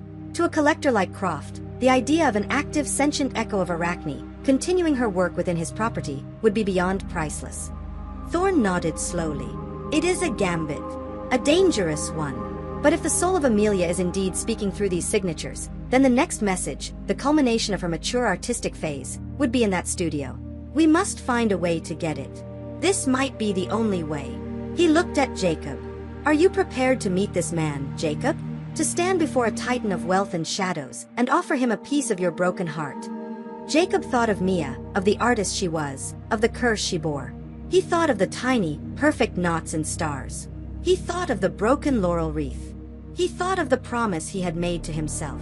I'll do whatever it takes, he said, his voice firm. We'll find a way to make him talk. And then, we'll find a way into that studio. The team's new headquarters became the cluttered, book-lined fortress of Eris Thorne's study. The air, once smelling of old paper and dust, now held the sharp, metallic tang of ozone from Kira's humming electronic equipment. Their new challenge was not one of stealth or infiltration, but of psychology. How do you summon a ghost? Silas Croft has spent a fortune to become invisible, Kira explained, her fingers flying across the holographic interface of her tablet. His digital footprint is a labyrinth of shell corporations, encrypted servers, and dead-end data trails. A direct email would be blocked by a dozen firewalls, and the attempt would be logged and traced back to us in under an hour. We can't knock on his front door. So we must make him want to open it for us, Thorne said, looking at the photos of the signatures laid out on his desk. A collector of his stature is not driven by money, but by rarity. By the acquisition of the absolutely unique. We need a trusted channel, Kira mused. Someone inside his world. Her search narrowed, filtering through layers of financial data. Here, she said, pointing to a name on the screen. Julian Valerius. The most exclusive, discreet art broker in Grant City. Croft has used him 3 times in the last 5 years for multi-million-dollar acquisitions. Valerius is his gatekeeper for the rarest of items. That's our way in. The plan was as delicate as weaving with spider silk. They couldn't approach Valerius with the full story. The bait had to be subtle, irresistible, and leave everything to the imagination. Jacob, drawing on a lifetime of understanding his daughter's artistic soul, helped them craft the perfect, tantalizing message. The next day, a contact from Kira's network, a man so forgettable he was practically invisible, walked into the opulent, silent gallery of Julian Valerius. He delivered a single, heavy, cream-colored card in a black envelope. On the card, in elegant, simple script, were 2 sentences. We represent an artist whose work, while rooted in the past, continues to evolve in the present. We have acquired a new piece and believe Mr. Croft is the only collector with the necessary context to appreciate its profound significance. Below the text was a single point of contact, the string of characters identifying Jacob's encrypted phone. Then, the waiting began. An entire week went by. The silence was a crushing weight. Jacob stayed at Thorne's brownstone, unable to return to the solitude of his cabin. He felt trapped, adrift in a sea of uncertainty. He found himself spending hours staring at the black phone, willing it to ring, his hope eroding with every silent passing day. He began to fear they had miscalculated, that their clever message had been dismissed as just another crank's plea for attention. On the 8th day, the phone rang. The number was blocked. Jacob's heart leaped into his throat as he answered. Hello. There was no voice, only a soft click, and then a perfectly synthesized, genderless tone began to speak. We received your inquiry. Your claim is bold. Before any consideration can be given, a demonstration of authenticity is required. Jacob's mind went blank. What kind of demonstration? In the artist Amelia Thompson's 2018 tapestry, Fenrir's Chain, the voice stated, its tone flat and emotionless. A single deliberate flaw was woven into the design. Identify the material and location of that flaw. It was a test. A brutal, obscure piece of trivia designed to expose any fraud. Jacob's blood ran cold. Fenrir's Chain was one of Mia's early pre-fame works, a complex mythological piece she had been immensely proud of, but one that few critics had ever seen. He closed his eyes, his mind racing back in time, to her small, drafty studio, to the arguments and conversations over that very piece. He remembered her frustration, the way she'd complained for a week about a specific thread. It was a single strand of her own hair, Jacob said, his voice surprisingly steady. Woven into the 9th link of the chain binding the wolf. She said the magic chain in the myth was made of impossible things, so she wanted to bind her own life force into the work. There was a pause on the other end of the line, a silence that stretched for an eternity. Jacob held his breath. The location for the meeting is the Ethelred Club, downtown. The synthesized voice resumed, its tone unchanged. Tomorrow evening, 9 o'clock. You will enter the library on the 2nd floor. Come alone. You will bring the evidence you have. You will be searched. Do not be late. The line went dead. Jacob slumped back in his chair, his body trembling with the aftershock. He had passed the test. He had cast the line into the deepest, darkest part of the ocean, and a leviathan had just taken the bait. He looked at Kira and Thorn, who had been watching him, their faces etched with tension. "The meeting is set," he said, his voice a hoarse whisper.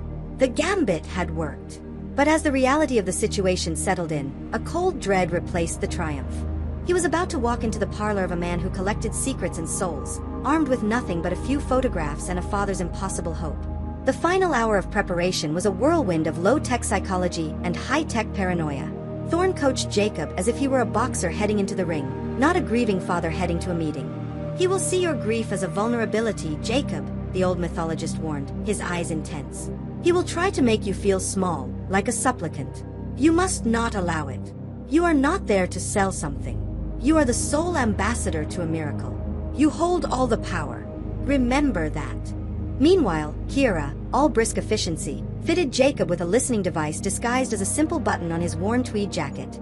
"The Ethelred security is old school but effective," she said, her fingers making a final adjustment.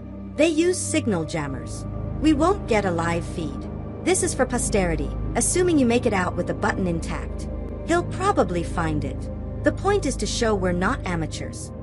Jacob felt a tremor of fear run through him. He was an actor about to walk onto a stage, having only a vague sense of the script. The Ethelred Club was a fortress of old money and silence. A looming, Gothic building of dark stone, its windows like suspicious eyes staring out onto the modern city. The air inside was thick with the scent of antique leather, cigar smoke, and a century of whispered, backroom deals. Jacob, in his simple, clean clothes, felt utterly out of place. He was met in the lobby by a man who was less a butler and more a granite monument in a suit. Without a word, the man led him to a small, private room and gestured for him to raise his arms. The search was invasive and methodical. The guard found the button, of course. He held it between his thumb and forefinger, examining it for a moment. He then looked at Jacob, a flicker of something, amusement, respect, in his cold eyes. He carefully refastened the button on Jacob's jacket and then, with a silent nod, gestured for him to proceed. It was a clear message from his employer. "I see your little trick. It is permitted. Continue." The library was on the second floor. It was a cathedral of knowledge, its dark wood walls lined with thousands of leather-bound books that looked as if they hadn't been touched in decades. A massive fireplace dominated one wall, a roaring fire casting dancing shadows across the room. In a high-backed leather armchair before the flame sat a single figure, his features obscured by the flickering light. "Mr. Thompson," a quiet, cultured voice said. "Thank you for coming. Please, sit." As Jacob approached, the man turned his head slightly, revealing his face. Silas Croft was not the titan of industry Jacob had pictured. He was a slender, older man, impeccably dressed in a tailored suit, with thin silver hair and the pale, smooth skin of someone who rarely saw the sun. His power was not in his physique, but in his eyes. They were the calm, patient, and utterly predatory eyes of a collector who has all the time in the world to wait for the perfect acquisition. "A dyer," Croft began, his voice a soft, compelling murmur. "A noble, ancient profession, transforming the mundane into the beautiful. Your daughter inherited your gift for transformation, it seems, albeit on a much grander scale." He steepled his long, elegant fingers. "You have my attention. Show me." Remembering Thorn's words, Jacob fought to control the narrative. He did not beg or plead. He simply placed his camera on the heavy mahogany table between them and turned on the display.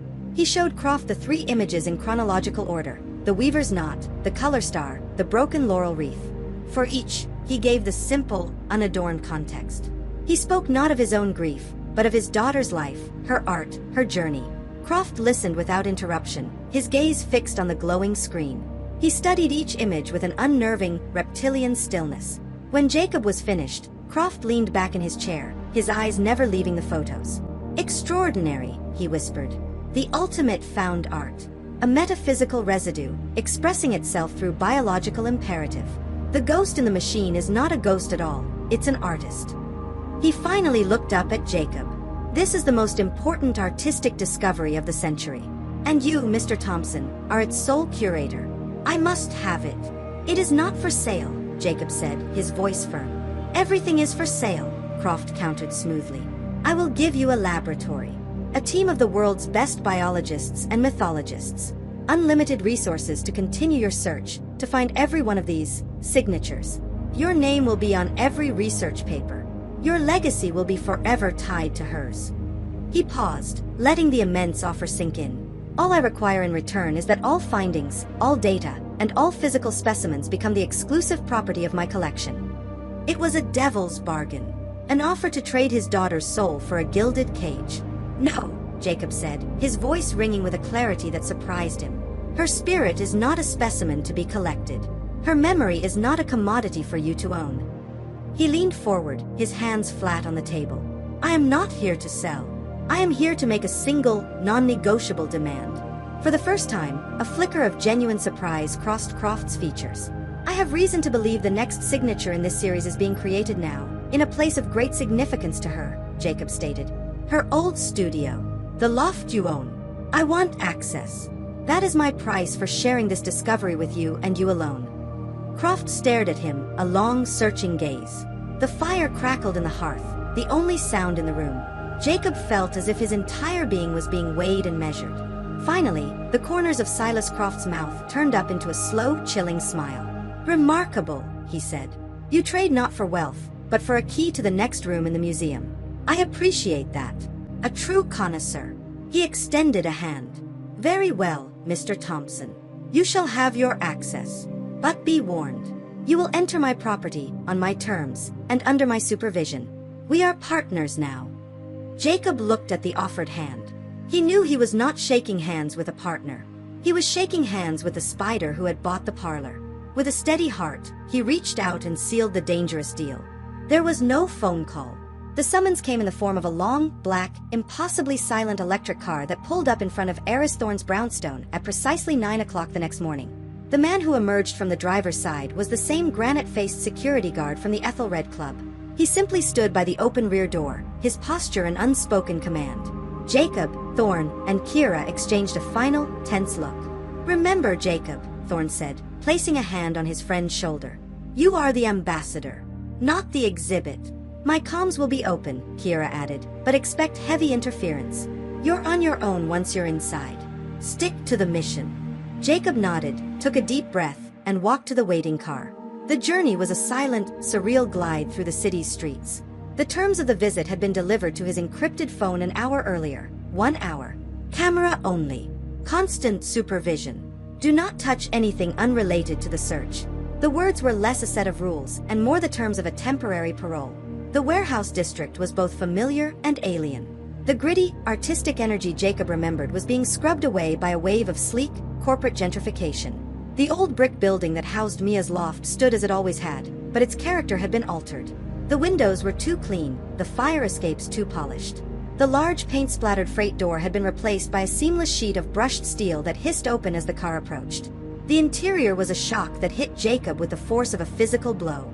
The vibrant, chaotic, creative sanctuary where his daughter had lived and breathed and worked was gone. It had been gutted, sterilized, and transformed into a mausoleum. The rough wooden floors were now polished concrete, gleaming under the cold, precise glow of gallery lighting. The brick walls had been painted a stark, unforgiving white. All the clutter, all the life, the stacks of books, the half-empty mugs of coffee, the joyful mess of spools and sketches, had been erased. In their place, displayed with chilling precision, were 3 of Mia's major tapestries, each hanging in the exact spot where she had created it. They were encased in climate-controlled glass, their vibrant colors looking trapped and lifeless. This wasn't a home, it was evidence in a museum of tragedy. And at the center of the vast empty room, Silas Croft was waiting for him, dressed in a simple but exquisitely tailored black suit. He stood like a curator in his own private exhibit. Welcome, Mr. Thompson, Croft said, his quiet voice echoing slightly in the sterile space. To the artist's sanctum. I have endeavored to preserve the essence of the space, don't you think? The words were a calculated cruelty. Jacob ignored them, his gaze sweeping the room, his heart aching for the warmth and life that had been stolen from it. He saw the spot where her bed used to be, the corner where she would sit and read. His eyes finally landed on the massive northern window, the one she had loved for its clear, unwavering light. The clock is ticking, Mr. Thompson, Croft said, a hint of impatience in his tone. Please, begin your search. With Croft and his silent guard watching his every move, Jacob began the most difficult task of his life. He had to ignore the hollowed-out memories that screamed at him from every corner. He had to push past the suffocating sense that he was trespassing on his own daughter's grave. He moved through the space, his eyes scanning for the telltale shimmer of a web. He checked the dark corners, the high rafters, the bases of the glass display cases. Nothing. His time was running out. His hope was beginning to fade. This sterile, scrubbed environment was no place for a creature of instinct. Perhaps there was nothing here to find. He was drawn, as if by some invisible thread, to the great northern window. It was where she always stood, her last act after completing a piece, to look at her work in the pure, honest light of day. It was the place of her final judgment, her ultimate pride. He scanned the massive steel frame of the window, his eyes tracing every line. And there, tucked into the upper right corner, almost invisible against the sprawling cityscape outside, was a small, dusty web. His heart hammered against his ribs. He stepped onto the low sill for a closer look, angling his body to catch the light. The signature was there. It was the most complex, the most audacious one yet. It was a perfect, tiny, anatomically correct hand, woven from the finest, thickest silk. It was an artist's hand, suspended in the web as if in the act of creation. It was a symbol of her genius, her skill, her hands that she had once boasted were the sole source of her power, greater than any god's. It was the ultimate signature of her pride, the very sin that had led to her downfall. His own hands trembled as he raised the camera, the grief and wonder and rage a dizzying storm within him. He focused the macro lens, the tiny, perfect hand filling the screen. Ah! A soft voice breathed from just behind him. Jacob flinched. Croft had moved with utter silence and was now standing at his shoulder, his cold eyes fixed on the camera's display. A slow, deeply satisfied smile spread across his face. "Magnificent," Croft whispered, his voice filled with the possessive, ecstatic glee of a collector witnessing the discovery of a priceless artifact. "The hand of the creator. The very instrument of the miracle. It's more beautiful than I could have possibly imagined." Jacob snapped the photo, the click of the shutter sounding like a gunshot in the silent room. He looked from the image of the silken hand on his camera to the covetous, hungry look in Silas Croft's eyes. And in that moment, a horrifying realization washed over him. He had found the next piece of the map. But in doing so, he had also just led the wolf, the collector of souls, directly to the last and most intimate treasure his daughter had left behind. The moment the photo was taken, the atmosphere in the sterile loft shifted. The fragile illusion of partnership shattered. Silas Croft's polite, cultured demeanor evaporated, replaced by the cold, undisguised finality of a predator closing its jaws. "Magnificent," he breathed again, his eyes locked on the image of the woven hand on Jacob's camera screen. He turned to Jacob, his smile gone. "Our arrangement has been fulfilled, Mr. Thompson. You have provided the access I required. Your service as a divining rod has been invaluable." He gestured dismissively. "The studio is now a sealed research site under my exclusive control. Your presence is no longer required." Jacob's blood ran cold. "Our deal was for access. You didn't say it was for 1 hour." "The deal was whatever I determined it to be," Croft replied smoothly. He nodded to the granite-faced guard. "Take the camera.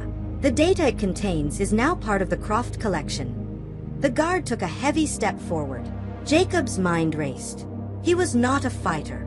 He was not a spy.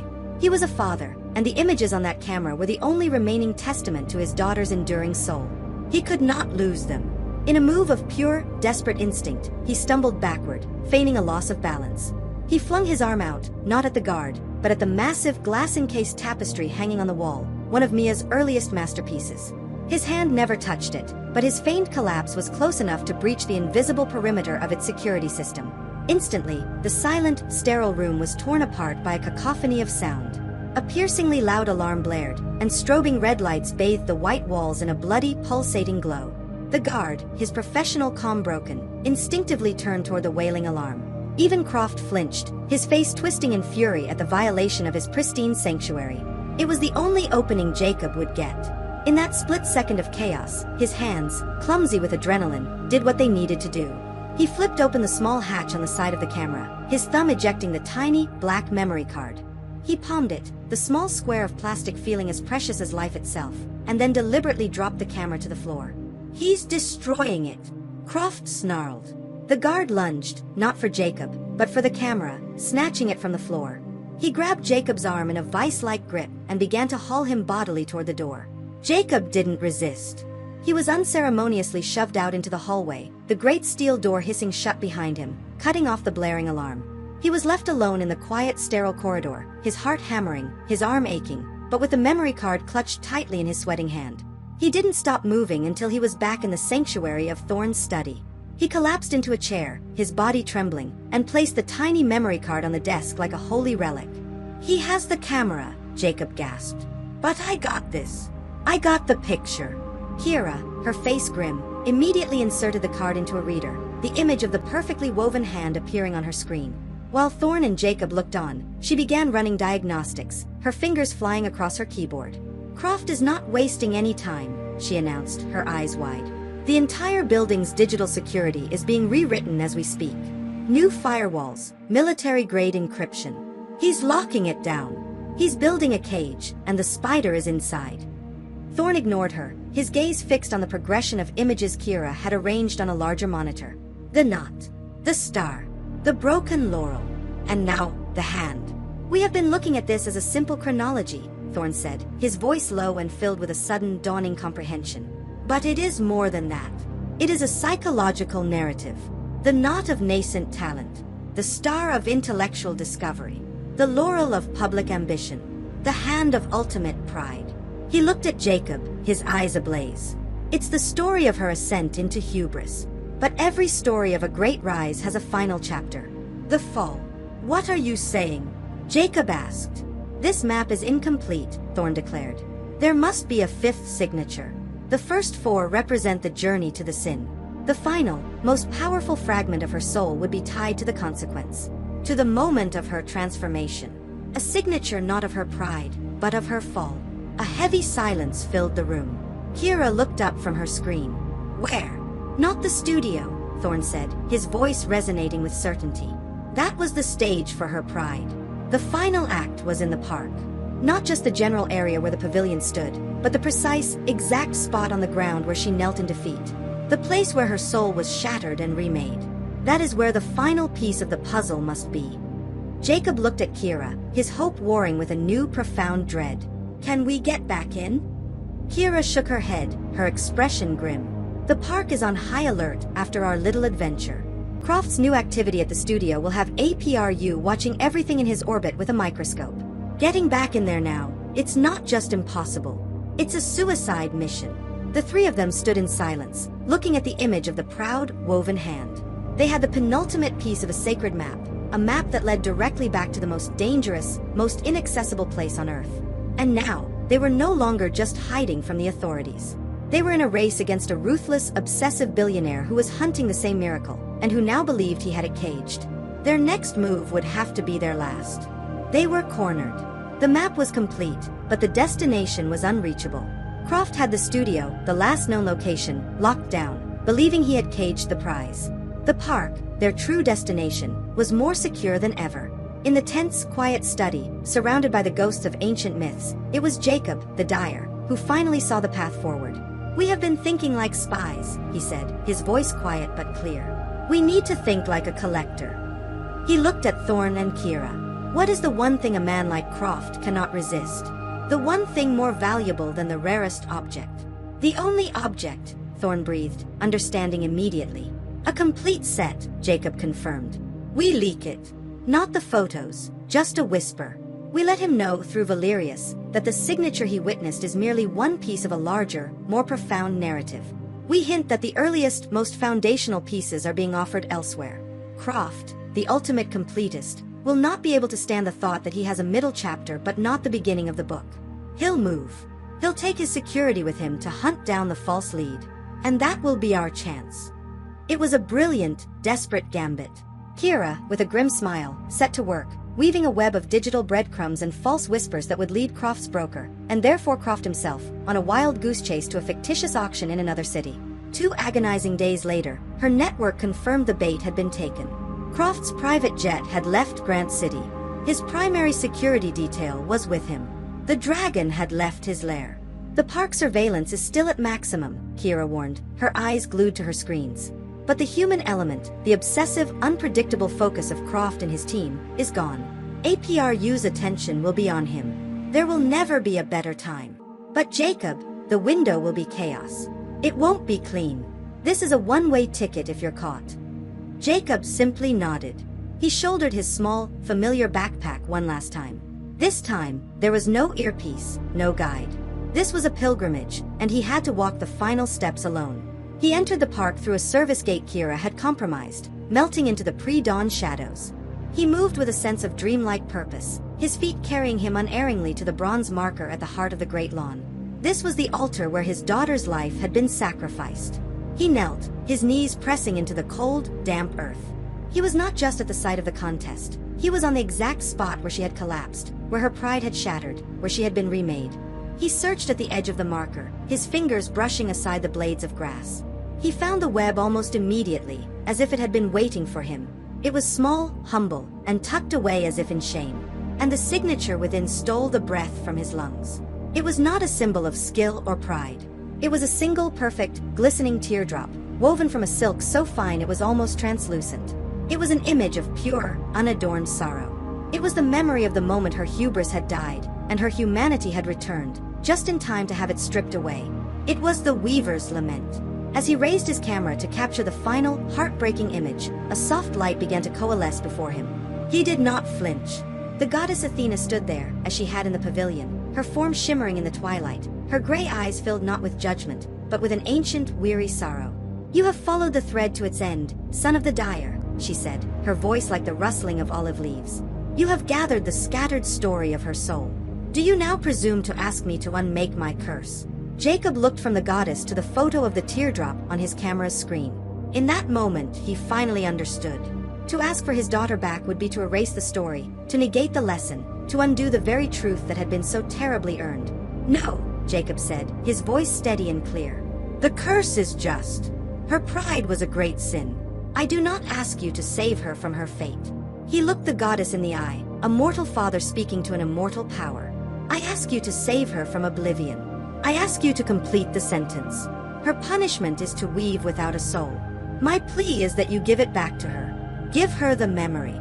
Give her the story you see on this screen." He held up the camera, displaying the 5 signatures: the knot, the star, the laurel, the hand, the tear. Let her remember the joy of her first creation. Let her remember the wonder of learning. Let her remember the poison of her ambition, and the pride that was her downfall. And let her remember the sorrow she felt in the end. Do not give me my daughter back. Give the spider her soul. Athena looked at the images, and for the first time, Jacob saw something akin to wonder in her divine eyes. She saw not a demand for reversal, but a plea for remembrance. It was an act of love so pure, so selfless, it transcended the boundaries between mortal and divine. "A father's love," she whispered, as if to herself. "It is the one force in your world that can humble the gods." She reached out and touched the camera's screen. The 5 images lifted from the display, transforming into 5 shimmering motes of light. They hovered in the air for a moment, then shot off into the fading darkness, 5 promises sent out into the world. They flew across the city, across the country, across the globe, seeking out the cursed children of the first weaver. The goddess faded, leaving Jacob alone on his knees as the sun began to rise. His quest was over. He had lost his daughter forever, but he had given her back herself. Weeks later, he was sitting on the porch of his quiet cabin. The garden spider was there, diligently working on her web. As Jacob watched, she paused, turned her cluster of simple black eyes toward him, and for a long silent moment, she was still. He felt no echo of instinct, no alien presence. He felt a flicker of recognition, a shared, silent acknowledgement of a story that was now complete. The curse remained. The tragedy could not be undone. But in the intricate, beautiful webs woven in the dark corners of the world, there was now a memory, a story, a soul. And for a father who had lost everything, that was a kind of peace.